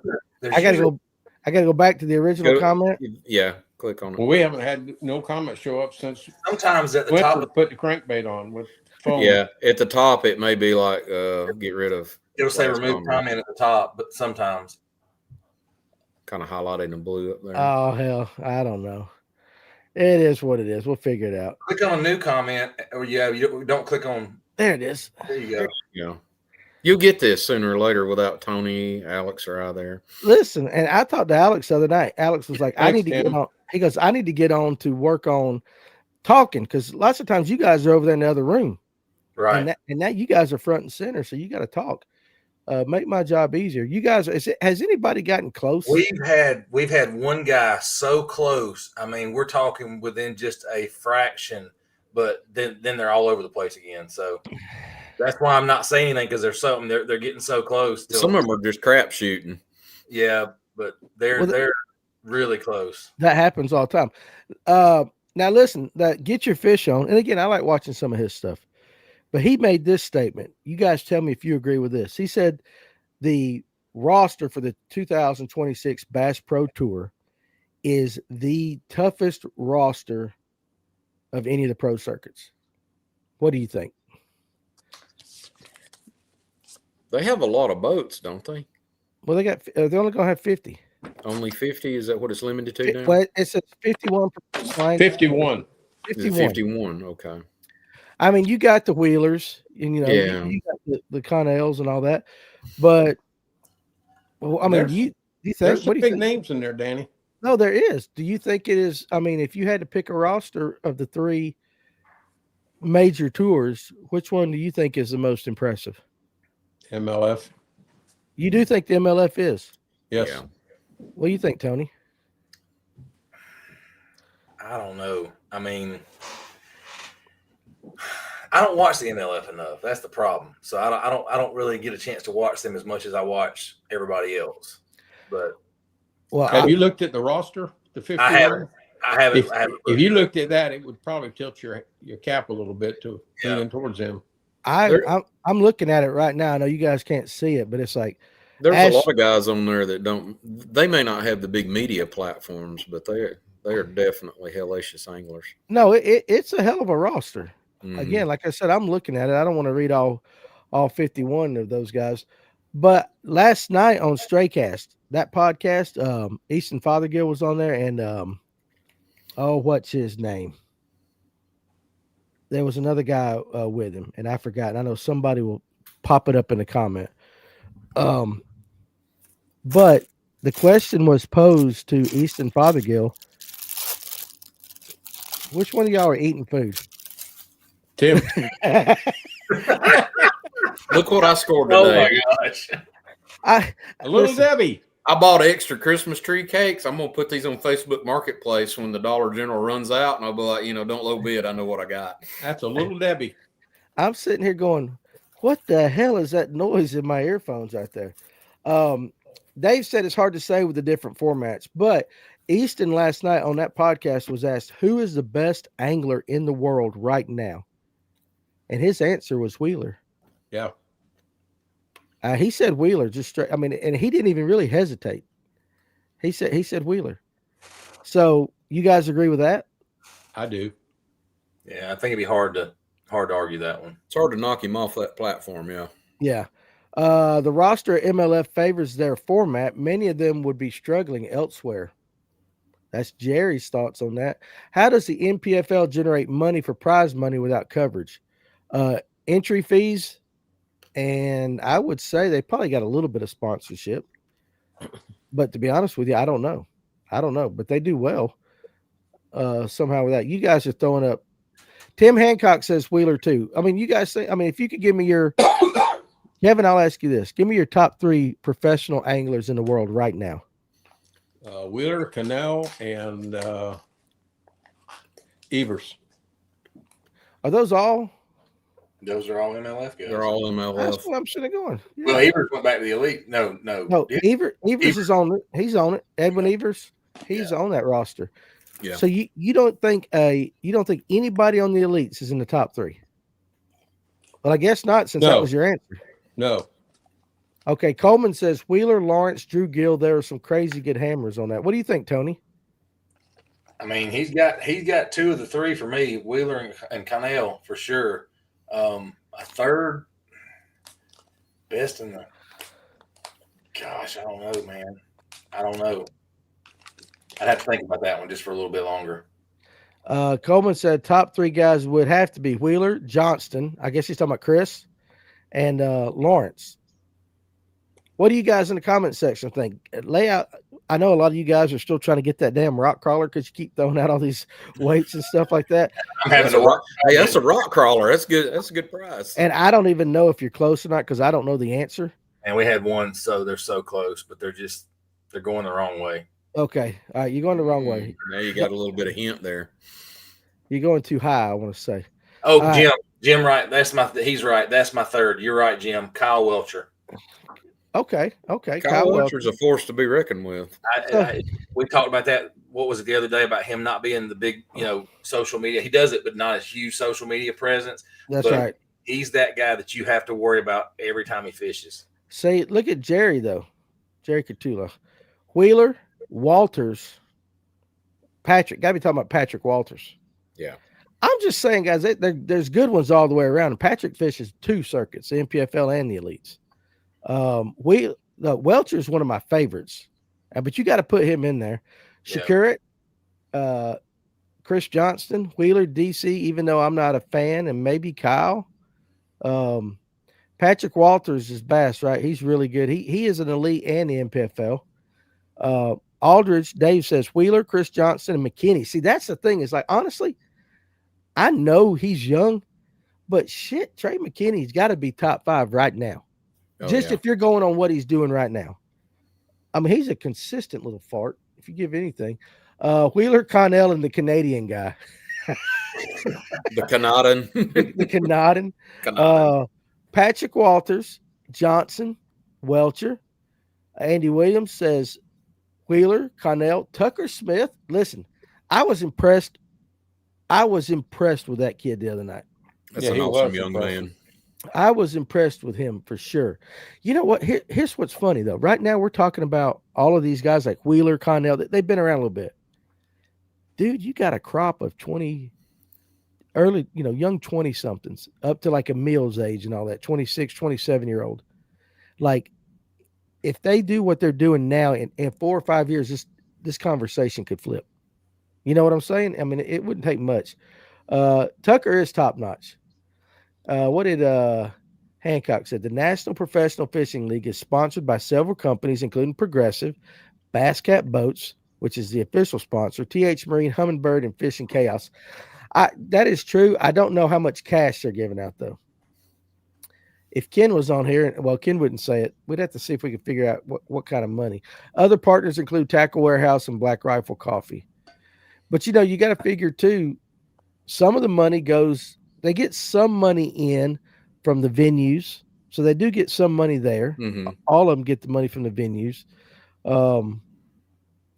But I bet you, I still would say, because you still got to pay a lot of expenses. I don't know. I'll find out. I'll ask Fuller. I'll shoot him a text tomorrow and find out. I don't think people realize that sometimes where these tournaments are coming out of, that town or whatever actually hosts them. There's a reason why it goes from there. They pay, big time. Right. That's why Lanier don't get nothing, because their stingy asses up here don't pay nobody. Most of your Chickamauga tournaments, they launch out of Dayton, which is way up north, and they have to run way the heck out and then run south to get to the hot spots. Yeah. Jim Wright says Belcher, and Emil. Listen, Jim, I love Emil. Emil's almost like not a son, but you know what I'm saying to Fish North Georgia, because he's always been there. I still think Emil and those boys have got a little bit of work to do to be in the top 3 for sure. They're going to be there one day. I agree. Jordan Lee is top 3. How do you go against Jordan Lee?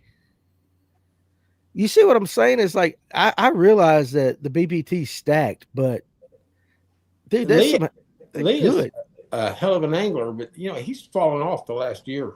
That's what I was going to say. Kind of fallen off a little bit. I think that's the only reason he slowed down. Let me say that he hadn't fallen off. He slowed down.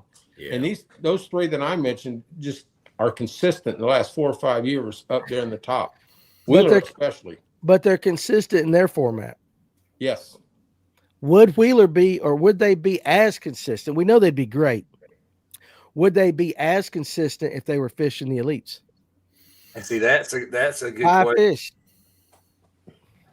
5 fish versus total weight. Yeah.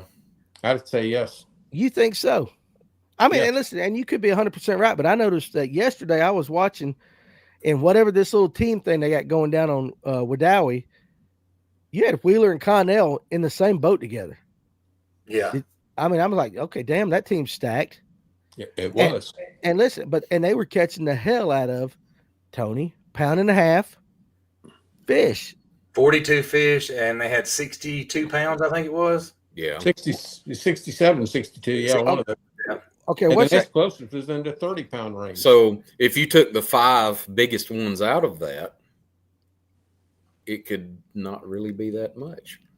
I wonder what their 5 biggest fish were yesterday. It'd be interesting to see. But I don't know.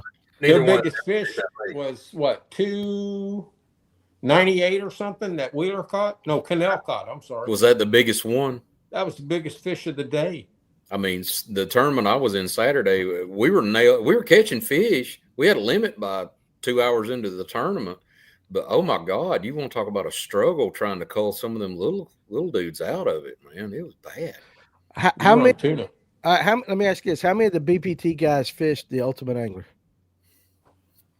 I don't know.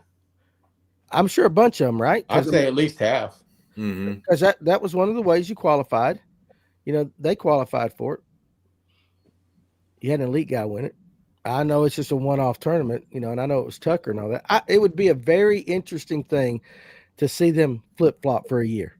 If you took the elite guys and ran the elites like MLF, and then you ran MLF like the elites, and the NPFL can go either way. Or since the NPFL stands on their own, just let them stay the way they are. Right. You know, because you got elites and NPFL. That would be interesting. It's like now you got to get 5 big girls instead of just how many can you catch in a day. Yeah, but you know Wheeler and Connell, those names, they'll do that. But they've got that format down pat. Because I mean, when I was watching him yesterday, Wheeler and Connell, and again, I'm still learning their format and all that. It was like fish, fish, fish, fish, boom, boom, boom, boom, which is impressive. But is that more impressive than say what Kyle Welcher did on the elites this year, where he's busting, you know, the dirty 30 4 days in a row or whatever the hell it was he did? What's more impressive? Catching 100 pounds of fish, like catching 100 fish in a day, or that weigh 60 pounds or whatever, doing what Welcher did? Like to you guys. And I mean, there's no wrong answer. I'm going to go with Welcher personally on that one as far as what he did. I mean, no offense to the guys fishing at Wedowee, but I mean, I go out there and catch 20 of the same 1.5 pound fish. You know what I'm saying? Not that there was anything wrong with it. It's fun to watch, but hey, we got a winner. Holy crap. Thank gosh. Sorry. Who won? Tyler F, 12.27. That is it. Is that right? Tyler That's F it. at 9:21 p.m., 12.27. Lake Dancy. Okay, so we're scrolling down. Like guys were way behind. So you guys, I'm at the bottom, so scroll up Yeah. from the bottom about 10. Okay, so let's start with this. We'll continue that. Tyler F, I think I got your address. If not, message me on Facebook. Now I can pay attention to the show because those comments were rolling. I know. Now, so Dave said when MLF switched to 5 fish, the standings didn't change that much. I mean, I can understand that. Danny, when BBT went back to 5 fish, Wheeler still won 100%. Well, look, I agree with that. They're going to change the way they fish for that difference format. That's 100%. I think that's because we've watched, what was it, Evers win BPT. He sat in the hole and caught 100 doggone 1 pound fish and won it. You know what I'm saying? Because he sat in the spot. I mean, they're going to change it. So yes, the guys that are good fishermen are going to still excel in their format that they're going to change to, I guess. But it is impressive when somebody can come in with 5 very large fish. I mean, that's a feat. So 929 Smith, 2 years ago, MLF was 5 fish, and I know it was up above it was Ricky Moore and all that. All right, put you guys in the comments. What's more impressive to you? Would it be catching like a bunch of fish, like, you know, I guess you could say 100 pounds of fish a day or something, even if it was, I don't know, 78 fish or whatever? Or is it more impressive to pull in 5 for like 30 something or 40 something? And again, there's no wrong answer. And I think Wheeler and Connell definitely could fish either way. I'm just curious as to how it would change a little bit. Because you guys say, well, it stayed the same. Well, it stayed the same against MLF guys. I mean, mix them all up. I don't know the right answer. I'm trying to stir conversation. I think what would be more impressive, and I know we just covered this a second ago, would be go to different lakes. We see the same lakes over and over again. I get they give the money, and that's why they go there. That would be more impressive. Like, honestly, seeing them go to Wedowee is pretty cool because you're watching the guys catch what you're catching because they have no idea what lake they're going to, right? Which is kind of like the old school bass bass days. But at the same time, they're putting in Oxford and driving there. They're going to be at Oxford sometime this weekend because they never know which lake they're going to be at. So they're not going to technically be at Wedowee tomorrow for the next round because Oxford put a crap ton of money for BPT to be there. So I guarantee they'll be at Logan Martin, or they'll be somewhere. They'll go to Weiss, or where they'll go somewhere else where I don't think Oxford going to get left out of it without putting a tournament on at Logan Martin. I could be wrong, but I believe. I believe that. So Patricia says the elite guys would have a problem with fish landing BBT style. I don't know. I don't know about that. You could be right, though. You could be.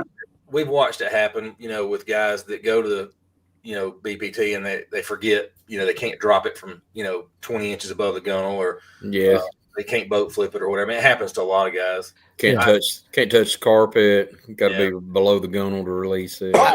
I think they'd figure it out pretty quickly, though, after a while. After they have to sit down for 2 minutes, they'll remember it. A lot of you guys are saying 5 fish. Now, Steven Sturgeon right here. Yeah, absolutely. It was obviously a format to show people catching fish on camera. And that is one thing, too, when you talk about the entertainment value of it. We kind of mentioned this yesterday. It was pretty cool to at least hear on the team side of things. I mean, you're still looking at two guys' ass looking at forward-facing sonar for that, at least that period or whatever. They still run periods, right? On the team thing. So when I pulled it up, every time I pulled it up, somebody on camera was doing forward-facing sonar, and there was two guys up there, which it doesn't bother me. But the conversations between the two were entertaining to watch. Yes. From somebody that doesn't watch a lot of tournaments, I watch them from time to time. Like I've always said, if somebody I know or like is up there, I'll watch it. But I did try to pay attention to this yesterday. And I will say that on the team thing, because Tony, you said you liked the team thing. I love it. I think it's a great change of pace. Yeah, it is different, but the conversations were great.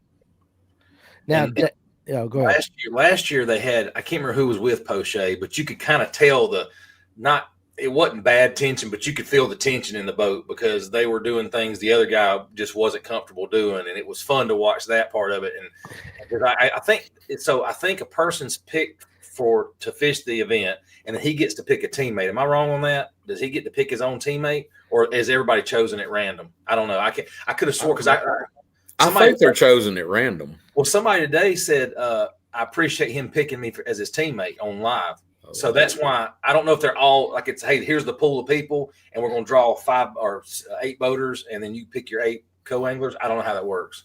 I got you. It's pretty cool. It was. I was going to do Dave. Let me do this one real quick. I don't know. I will say I enjoy watching the MLF format better at the moment. Welcher crushing this year, though, was crazy impressive. It is true. Now, Dave says catching 75 to 100 fish per day is not that easy, and I do agree with you. Absolutely not easy. But I go back to me and Blake Buchanan over on Latham. We had, 50, 60 fish that day, but they were all 1.5 pound, 2 pounders. Like we finished we caught that many fish and finished 9th. That's the way my Saturday went. I mean, we were catching the heck out of fish, but we only got 5th place, and it was a grind after we got 5 in the boat. Well, I don't know about y'all, but every tournament I've ever fished, it's like an MLF event. I'm the only one fishing. I'll find 50 of the same 1 pound fish. And it's like I couldn't do it if I was an MLF guy, but I could do it in a 5 fish tournament all day. How many times have you heard me say I'm the king of the 2 pound spotted bass on Lake Lanier? I mean, if you want to go catch 2 pound spotted bass, I'm your guy. If you want to go catch the 4s, the 5s, and all, you go with Kevin or you go with Brooks, for sure. Ricky Moore, our buddy, says, I like the BBT because if I go fun fishing with a buddy, it's who caught the first, the biggest, and the most. And that he is right. Yeah, that's about standard operating procedure for that. Who's first, who's the biggest, and who caught the most. And, and we do that, don't we? Do we not? Like if we go out with a buddy and we're fishing, we're like, oh, yeah, there you go. Oh, I caught the first one today, and my buddies up there mean mugging me like, you SOB. How many times, like, if you have a hot day, and I know you guys have done this, and you got a partner, and you got the hot hand, eventually you look over there at your partner, and you're like, boy, I wish I had some help. This is getting like, we tease and we're ragging, we're having fun, but you know what I'm saying? We do that, right? Yeah, you give them that. You had one job. That's it. Well, I always tell my partner that I'll catch 5, you catch the big girl. Yeah. I'll get you 5 in the boat. You catch the big girl. 5 bites in the fat girl. That's it. Jeff Brazil says 5 bigger fish to me is more impressive. Where did Wheeler fish in the Ultimate Angler? I don't know. That's why I was kind of going. He I don't finished. know what length they were on. He was no. Where did he finish? Yeah, where did he finish? Oh, it did was he finish? it was in the 60s, I believe. Yeah. I could be wrong, but I think it was up in the 60s. Listen, I'm not going to say nothing bad about the man because maybe one day I get his ass on this show. But, that's a one-off tournament. Now, if we were fishing that Ultimate Angler as a season and he ended up being 60th, that'd be one thing.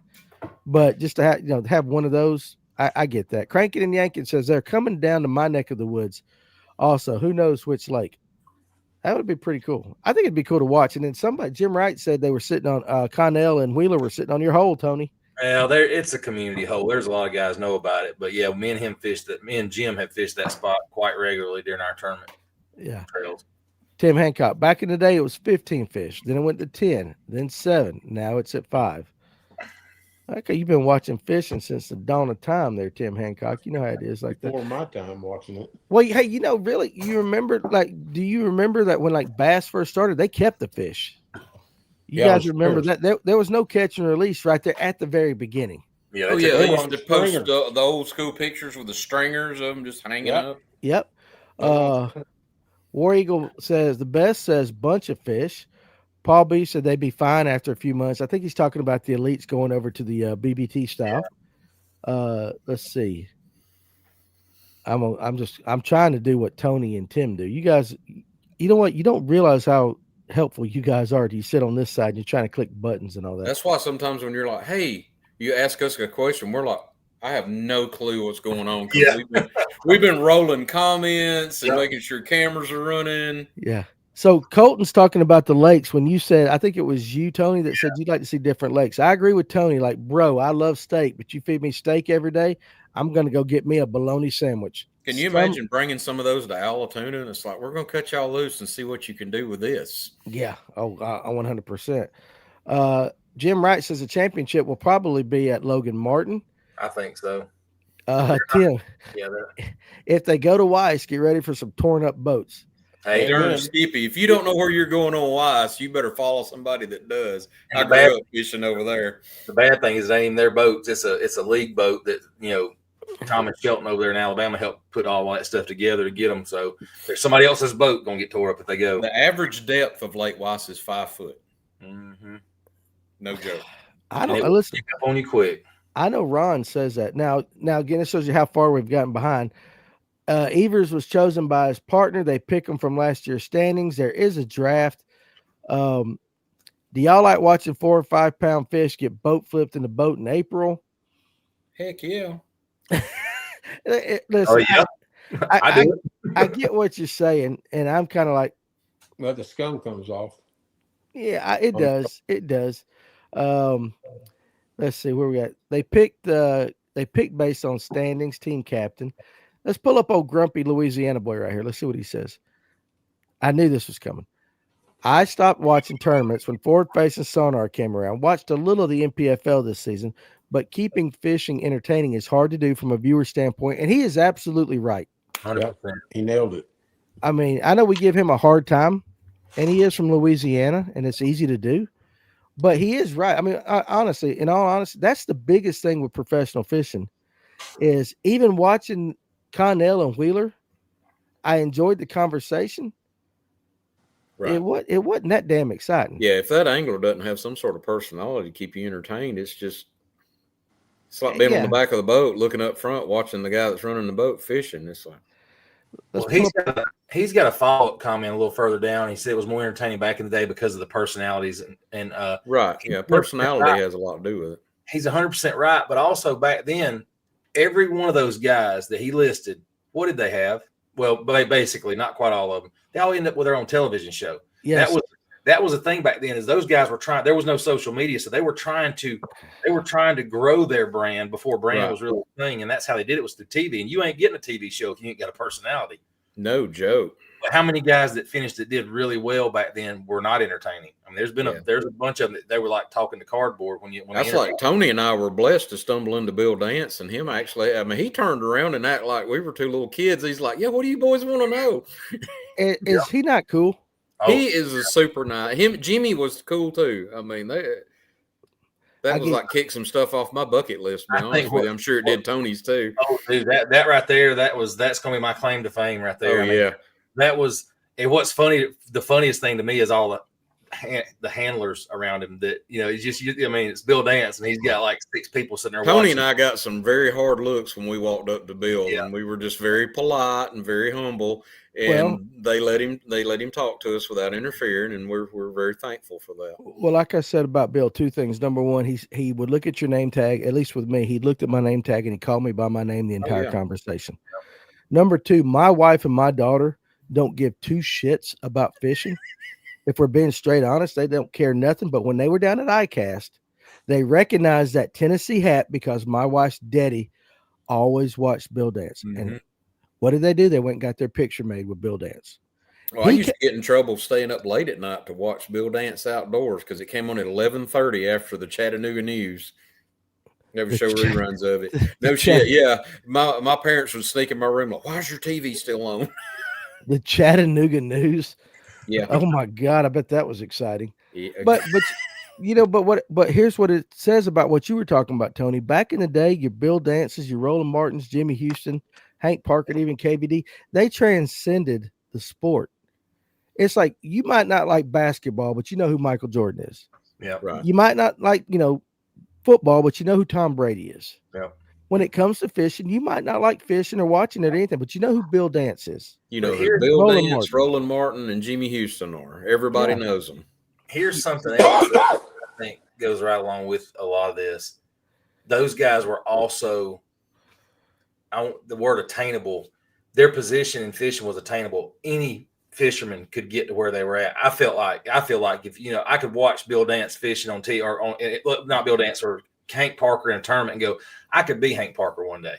I don't know that I get that feeling these days when it comes to fishing pro level. I mean, not taking anything away from them. They're great fishermen, but it's definitely got to the point where it's more like a football or baseball or something like that. I will never have the ability to fish at that level. And I'm not saying it's because of money or whatnot. I just don't know if it's an attainable goal anymore. And that's another thing I think takes away from the entertainment value of it, because it's not, we're watching pros and they're professionals.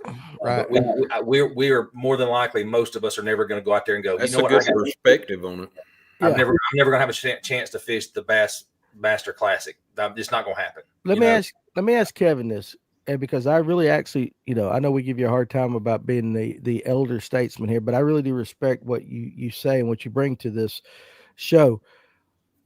Who was your heroes, like other than family? Like when you look back in the day at pro anglers, 70s and 80s and all that, I mean, who did you look up to? Hank Parker. Hank Parker. And see, that's a name, just like, these names, he's synonymous with all this. But I think what you just said, Tony, is right. Is that like when you watch Bill Dance or Roland Martin as kids, we were sitting back like, I'd like to be them one day. I'd like to be on Okeechobee pulling those big bass out, or, like Roland would do, or Bill Dance, all that stuff. That is one thing that is missing right now from professional fishing. I agree with you 100%.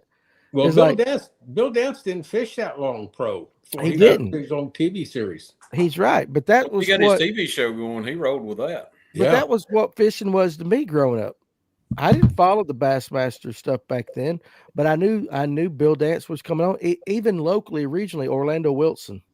I don't know how many of you guys remember him. Remember, he had the Braves hat.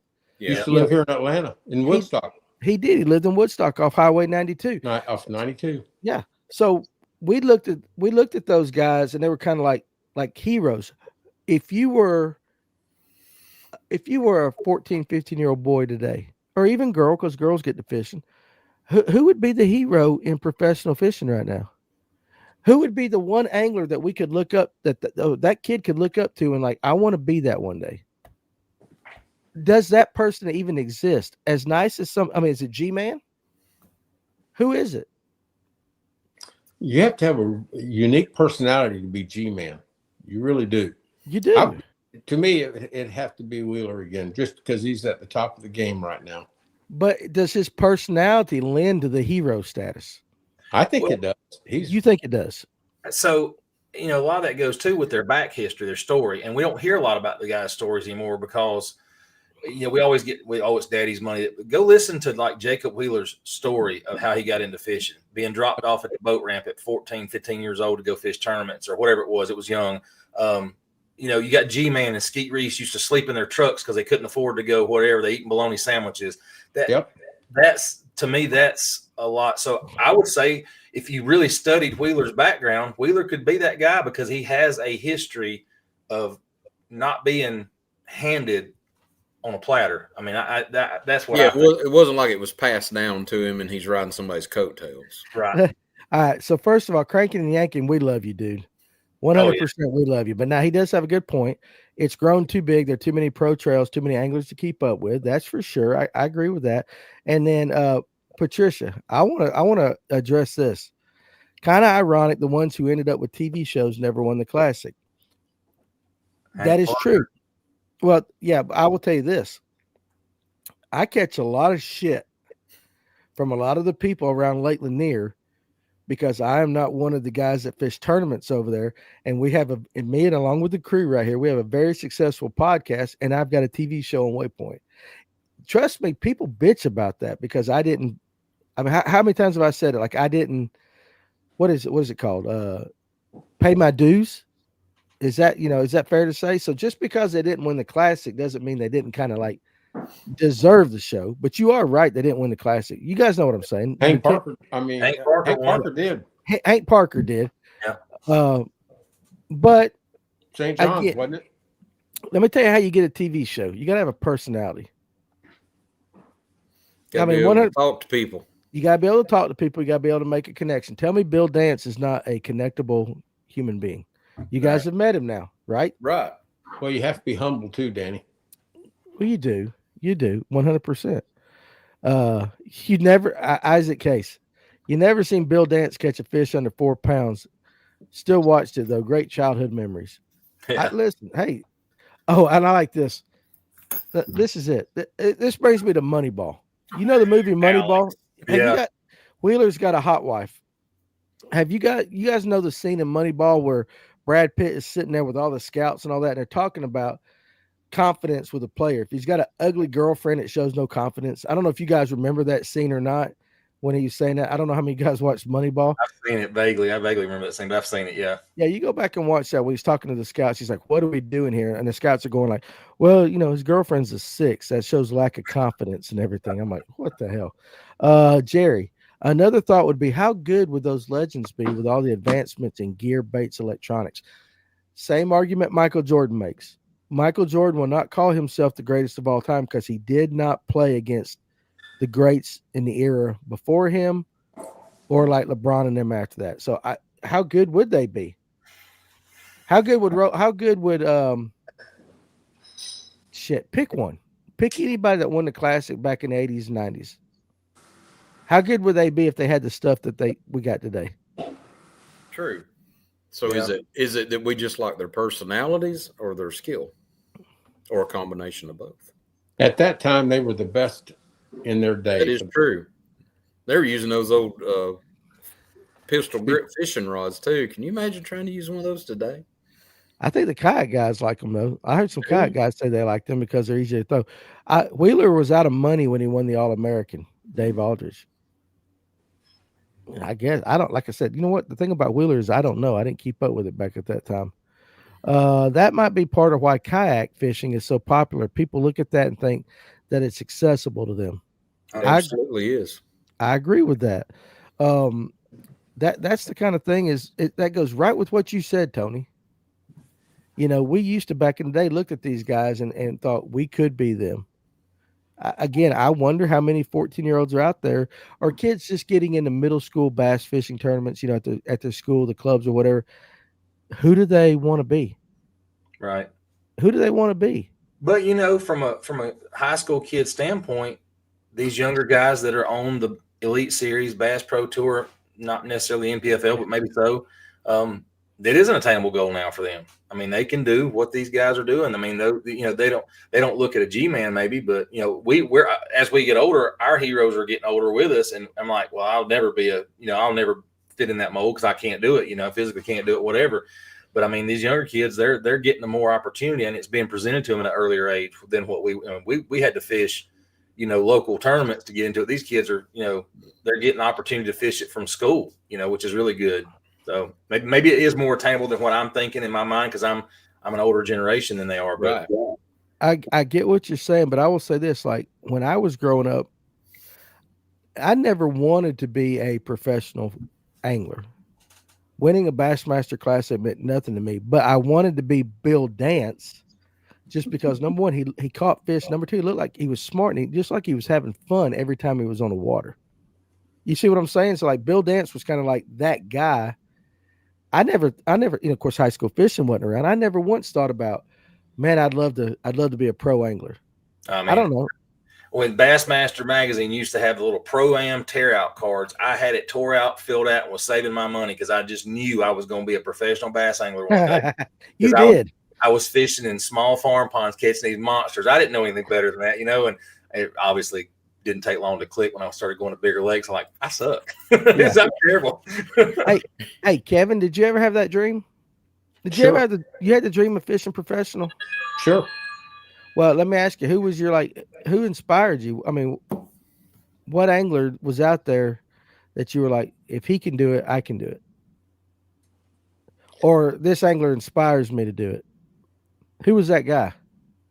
I don't think there was any one particular guy. I fished Okeechobee a lot, so Roland Martin was down there. And I met Hank Parker at an early age. So, that's another one that I followed.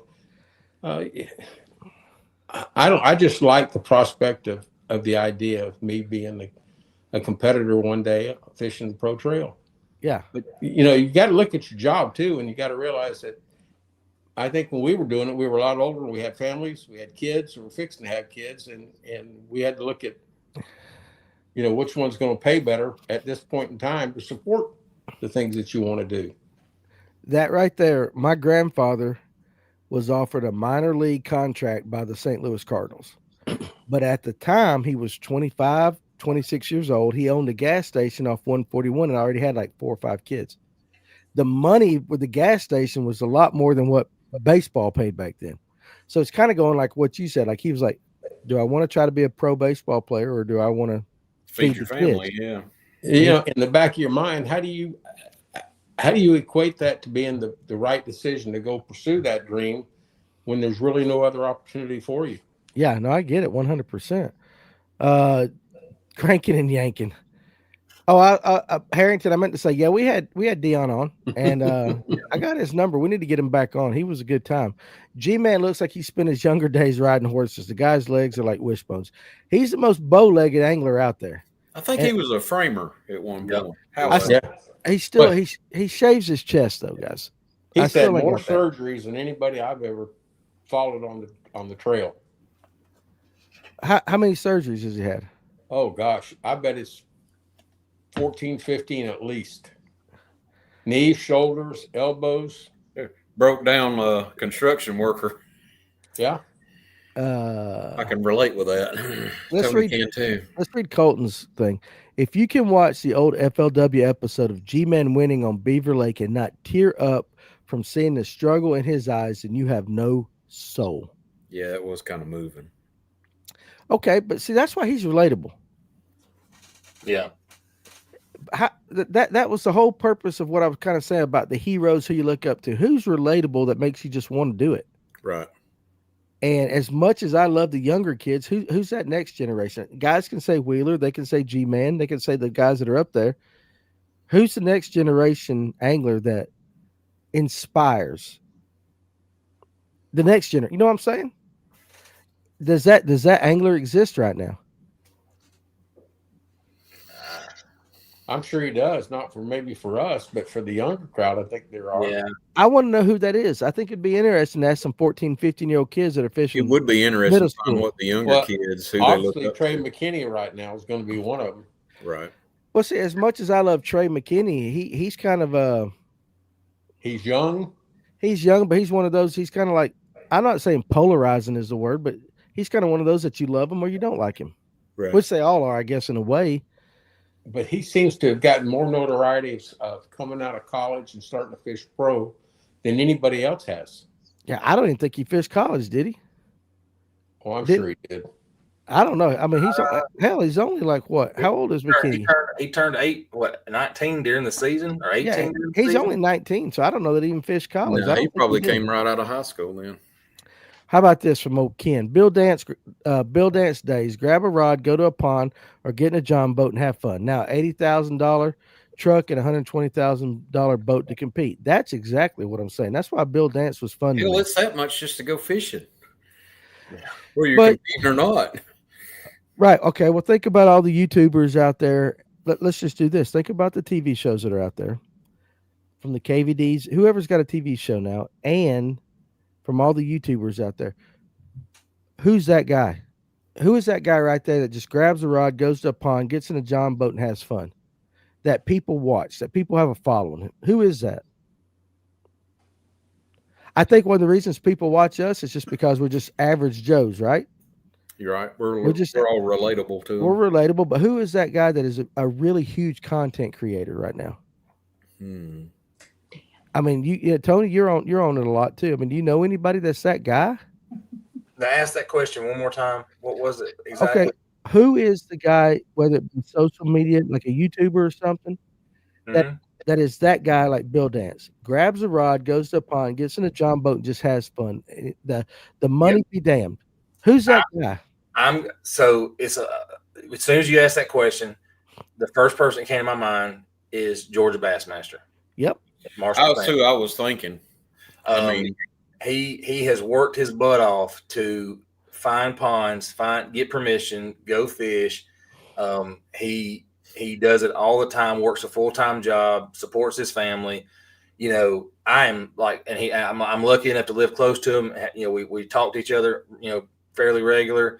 He is that attainable person. I have not met anybody. I'm sure there's somebody out there. Not met anybody that he'll talk with them. He'll text with them. Just to me, he's that guy. He's got a nice firm ass too. Hey, Danny, I've still got that video. I need to get that video too. Danny, so you can do something with it. Alex Purrs too. Alex is a good dude. Alex. Yeah. Alex. Yeah. Think about it. I mean, he does a lot. 100%. Yeah.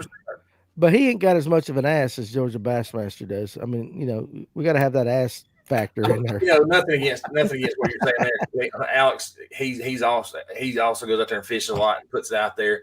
You'd made the comment, you know, like big YouTuber, and that's what I was going towards on that level when I said Georgia Bassmaster. Yeah. Somebody that, you know, is really big in the social media, but is still attainable, even though he's a huge social media influencer. It is, and you know what? Alex might be there one day.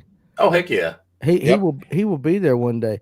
The Trey McKinney did not fish college. Okay, there you go. I didn't think he did, being as young as he is, which makes it even more impressive, right? Does like his ass just came out. He was probably born with a rod in his hand. The kid that doesn't fish the college trail does think it's obtainable. I had to put my son in a kayak to start his dream. And listen, hey, sometimes when you have to go the hard route, it means a lot more to them when they reach, you know, the promised land for sure. I like this comment by Dave. Not sure this generation has heroes like we did. And that goes in a lot of things. Okay, how about this? Now, Kevin, you love baseball. I love baseball. I don't know, Tim, you, Tony, y'all baseball guys, or what's your sport? Baseball. Okay. baseball. Who's your? All right, we'll start with Kevin because he's oldest. Who was your hero in baseball? Okay. Who? Al Kaline. Al Kaline. Detroit Tigers. Okay, there you go. Tony. Dale Murphy. Okay, that was one of mine too. All right, Tim. Phil Necro. You know my wife dated Phil Necro's son. No joke. Oh yeah, she said he was them knuckleballs and watching those guys trying to figure that crap out. I mean, it was like magic. I love Phil Necro. You know what? Hank Aaron. Yeah, I had two. Hank Aaron because he was a Brave, and to me he was the king and still is the king of the home run. Barry Bonds is probably the greatest player I've ever seen play, but he has that little stigma to him. But Hank Aaron, and then because of my grandfather, Ted Williams. So, you know, we had those heroes. That's why I kind of threw that up. If you're fishing now, who's the hero? That's a tough call. If I ask my son, he's 23. Trey, who's your hero? And he probably would be obligated to say me. I would say other than me. Who's your hero? I really don't know that my son would be able to say anybody. It is kind of different this generation than what we were. And maybe that's because it's watered down. Just like, think about this. If you're a baseball guy now, when we grew up, you had to get the scores in the newspaper. Kevin knows that. You figured it out by the newspaper. There was maybe one show on Saturday that talked about baseball. Bill Dance and all them. What was there? Saturday was your fishing day, right? Mm-hmm. There was still a mystery about everybody. And now it's 24/7. You can watch whatever you want. There's no mystery. There's no, you know what I'm saying? There's that stigma, that kind of aura of Bill Dance. Well, that was Bill Dance. Where we lived, we could get Chattanooga or Atlanta channels on our antenna. And no joke, the Chattanooga station, whatever it was at that time, after the nightly news at 11:30, they had Bill Dance Outdoors, and I would stay up at night and watch that. Yeah, I didn't have another choice. There was only like 5 channels, you know. I got you. Let's see. I scrolled on that. I love watching creek fishing adventures on YouTube. That's good. That's Alex 2 more Burt. channels than I had. I got 100 jokes I could go with that right there. Kevin, did you have a pipe wrench on the antenna and have to turn it, and your dad yelling at you? on the rabbit ears, I was the remote control. Yeah, Dude. that's what I used to do for a living. All right, Kevin, you remember, and I mentioned this on the lunch break, when Francisco Cabrera got the hit and Sid Bream came home and scored. Right. Right.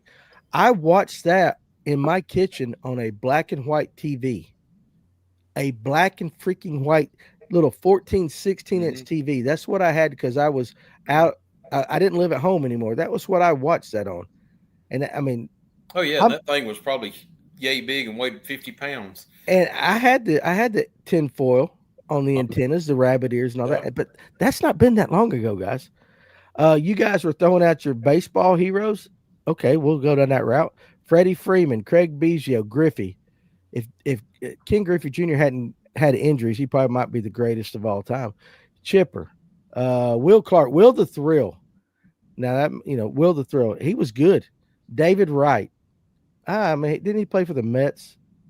There's nobody coming from the New York Mets that's good. KVD is the GOAT, Andy Williams said. He probably is, buddy. Bill Dance would teach you like you're in the boat with him. He was very instructional. Yeah, that's the thing is like, I still use some of the things I remember learning as a kid today. Name a pro right now that puts out something like Bill Dance does, or The that Bill bloopers. Dance did. His bloopers are the best. Hey, can I ask you something? Do you think some of those were staged? Yeah. No. They said he was I gotta one know, hell of a yeah. prankster. Everybody around him, when you watch any kind of documentaries or talk to any of the old goats, they're like, he was one hellacious prankster. Oh, Tim White, listen, I was getting drunk at mile marker 6 in Waleska when Sid slid.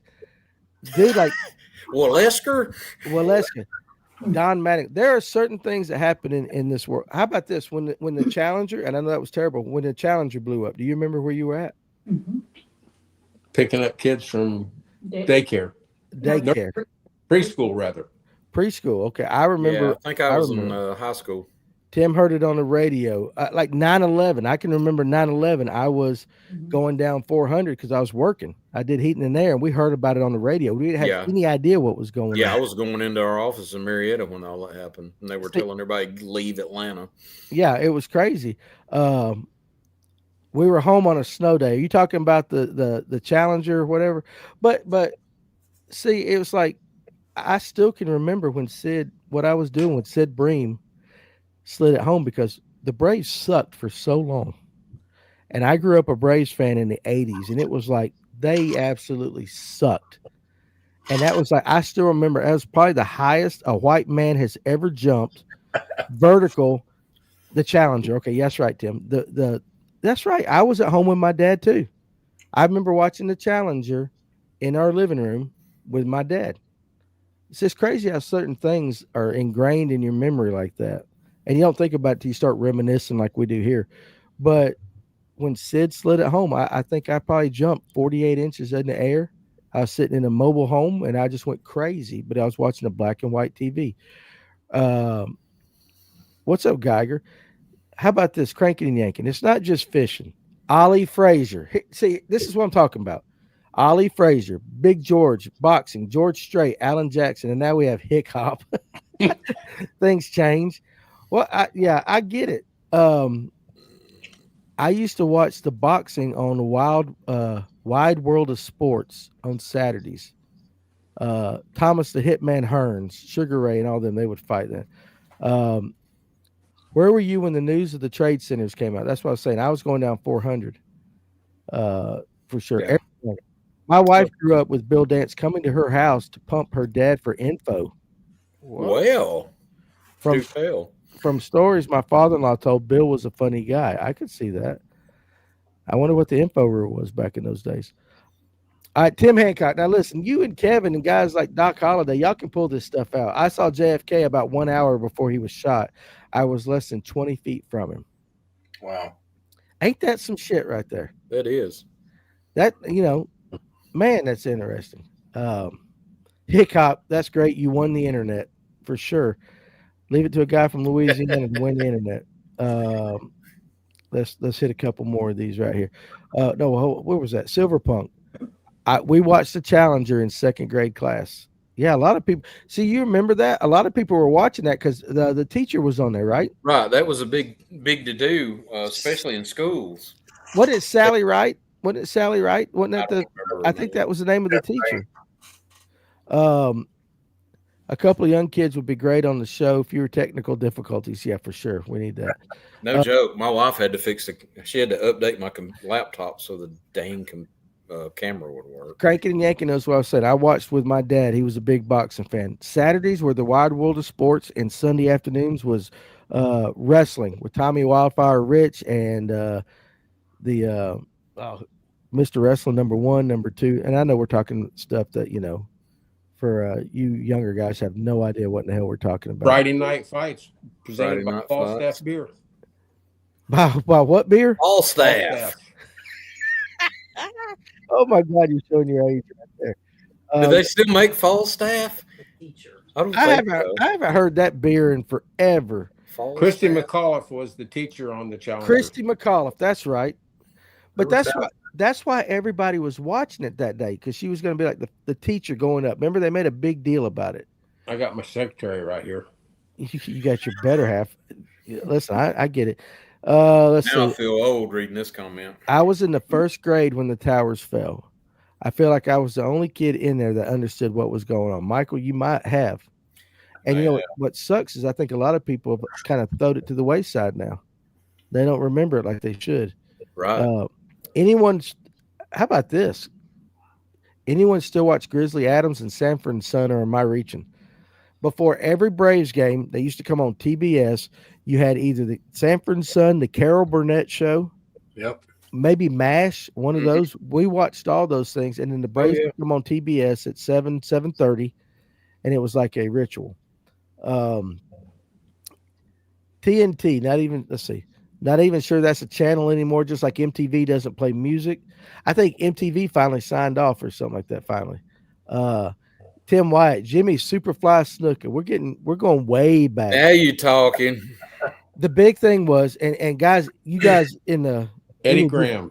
Any of you four guys need to take off. You guys can take off, whatever. I know we're talking about that, but I remember the big thing was you had the Superstar, Mr. Wrestling #1, Mr. Wrestling #2, and you watched every week to see if they pulled off the mask to expose who was the wrestler. And the old junkyard dog. Remember them? Tommy Wildfire Rich. Eddie Graham. I thought he was dead, and he came up as like someone you might know on Facebook the other day. Like hell, he lives in he's in Chattanooga. Abdullah the Butcher. Oh my Lord, George Thornton. He's about like Kevin right here. I saw Alan Shepard. The Anderson brothers were from my hometown. Warren Anderson and all them. Yeah. It wasn't nothing to see them in town or in the gym down here. Abdullah the Butcher, Wahoo McDaniel. He saw Alan Shepard go into space on TV. That's crazy. You still can get TNT on cable. Now, here's a Friday night thing. Had to watch Daisy on the Dukes of Hazzard. Every Friday night, same thing. We would go to the grocery store. We would buy that stuff. I'd come home. I'd watch the Dukes of Hazzard, and then my mom would watch Dallas. It was on Friday nights. Yeah, who shot JR? Who shot JR? Y'all can stay on a little longer, not like Tony has that long drive home. There you go. Yeah, neither one of us have that long ride through the mountains. What you guys don't know is right behind my camera right here is a bed. Like I'm in a bed. Like I literally can walk 4 feet and I'm in the bed. Mine's right in there.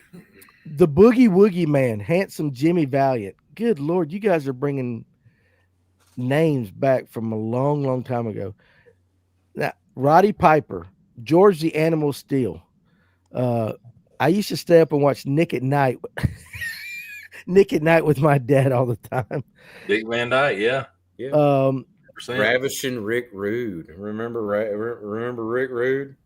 I do. My daughter went to school with his kids. Right, How about right before he had passed. Carlong's Black Label. Bad thing is I remember every one of those guys they're missing and with the wrestling. Yeah, it is. It's good to reminisce every once in a while. Makes you feel old, doesn't it, Mike? Okay, Kevin, how old are you again? 73. Tony? 45. Tim? 55. And I'm 53. Damn, Tony, you and I are like the young guys here. Knots Landing and Falcon Crest. You couldn't talk until there was a commercial. Listen, and then Colt says, I'm aging faster listening to the show. And Jim Wright says, Chicken Donovan. You guys, listen, I'm going to tell you this now. Chick Donovan. MTV and TBS are still on, but MTV don't play music anymore. Yeah. If you want to see 16 and, I got 3 kids at 16, MTV is a channel for you. Anybody know what the first video played on MTV was? Video Killed the Radio Star by the Boogles or Bangles or something like that. I do remember that. That's one of the few useless information. Boogles, whatever. Thanks, Tony. What are you saying thanks, Tony, for? I'm calling it a night. Hit Blue Ridge tomorrow. Oh, yeah, Tony Watkins. Yeah, is anybody going to fish the benefit tournament? Are you two guys going up there and fishing that tournament? I'm going to fish it. I'll be there. I am going to try to get up there because I got a care package for that young man. Magnum PI, me and Clint are the young ones. Cranking and yanking. I see it here again.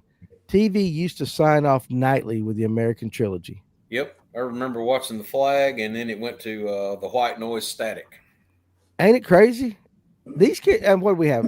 And I know Kevin can relate to this. What do we have? 3 channels? I had 2, 6, and 9 back in Orlando, Florida. Mm-hmm. We had 2, 5, and 11, and then we had 17, the Superstation. You had Channel 8, which was the PBS. You had 36 if you could get it working just right. And then once you got cable, Channel 99 was the nudie channel. Tweak on that little inner knob on the channel to get 36. Yeah. Do you remember your home phone number when you were a kid? 889-0378. Mine was G8-23502. Yours had letters. Had a letter? God damn. He's like, hello, operator. Line. He probably had an abacus and stuff. He probably was on the party line. You called and somebody answered. You're like, hey, we're trying to get the foreign residents. Hold on a minute. Look, Cranking and Yankee. So we had 3, 6, and 12. ABC, NBC, CBS. Yeah. You didn't have TBS, the Superstation back then? Took my nephew to a wrestling match, and Andre the Giant presented the prize for a raffle we won. He shook my hand, and my hand disappeared. Yeah. As a big dude. That man could drink some beer, too. You ever heard of his beer drinking escapades? Like gallons I and watched a gallons? documentary on him. It was very interesting. I suggest anybody that's into that watching it. Tony said, Kevin, load Danny and the Ranger and come fish that event right there. That's up there. That's the Blue Ridge event. Channel 33 out of Toccoa. You guys are throwing it out there. Channel 2 and 9, 5558. That's all we had to dial. Man, you just had to dial 4 numbers, Dave. I do remember, listen, 889-0378 was my number at 21. Let's see. That was at Glenn Wallace. And I don't remember the name, but that was my phone number from the 5th grade up to about the time I was 21 years old. Bill Bat said we had 2 ETV stations in NBC and CBS out of Florence, South Carolina. Man, ain't it changed? Ain't it changed a lot? And I live just far north in Georgia where I could pick up the Chattanooga channels. That's why I watch Bill Dance. There's a streaming service that shows dozens of old movies and TV shows. Folsom. Look, hey, listen, you guys want to see something? Doc Holliday. Check, I guess that's his phone number. BR2-0256. Just like mine.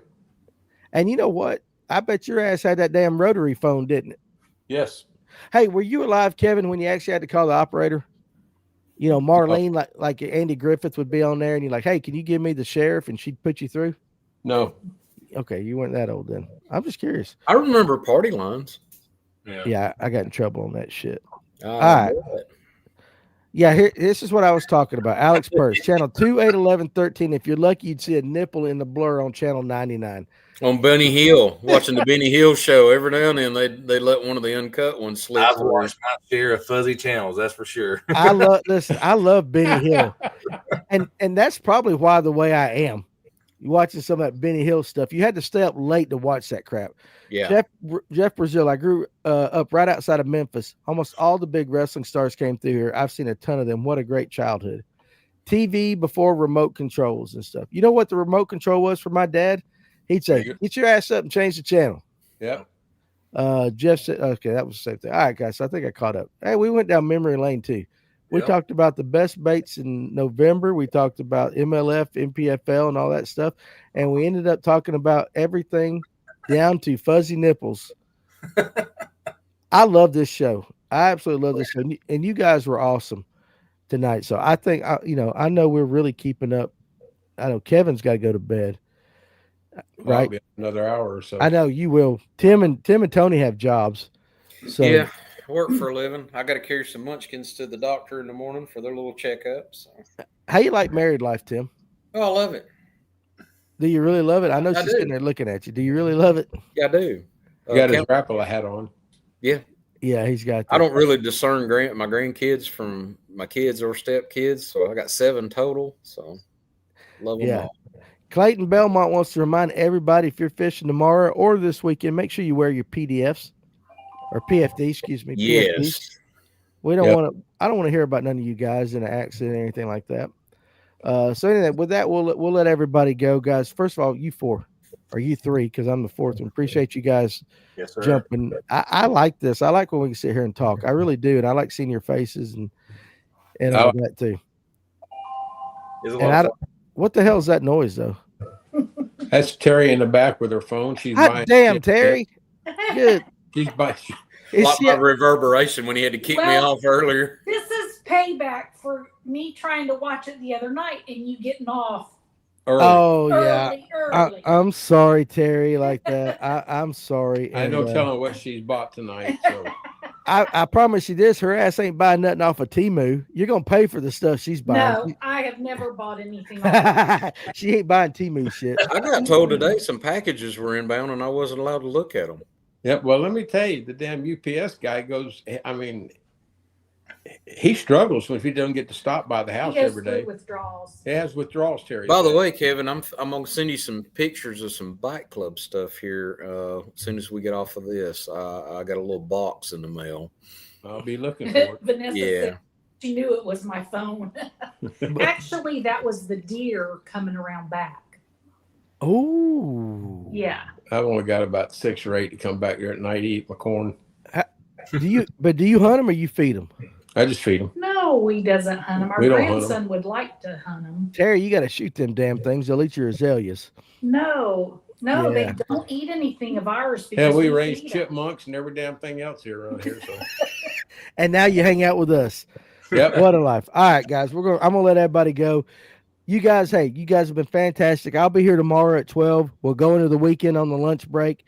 And again, if I don't see you tomorrow and you're fishing this weekend or you're going hunting, whatever it is you're doing, hanging with the family, first of all, appreciate the time you got with everybody. Number 1. Number 2, be safe out there.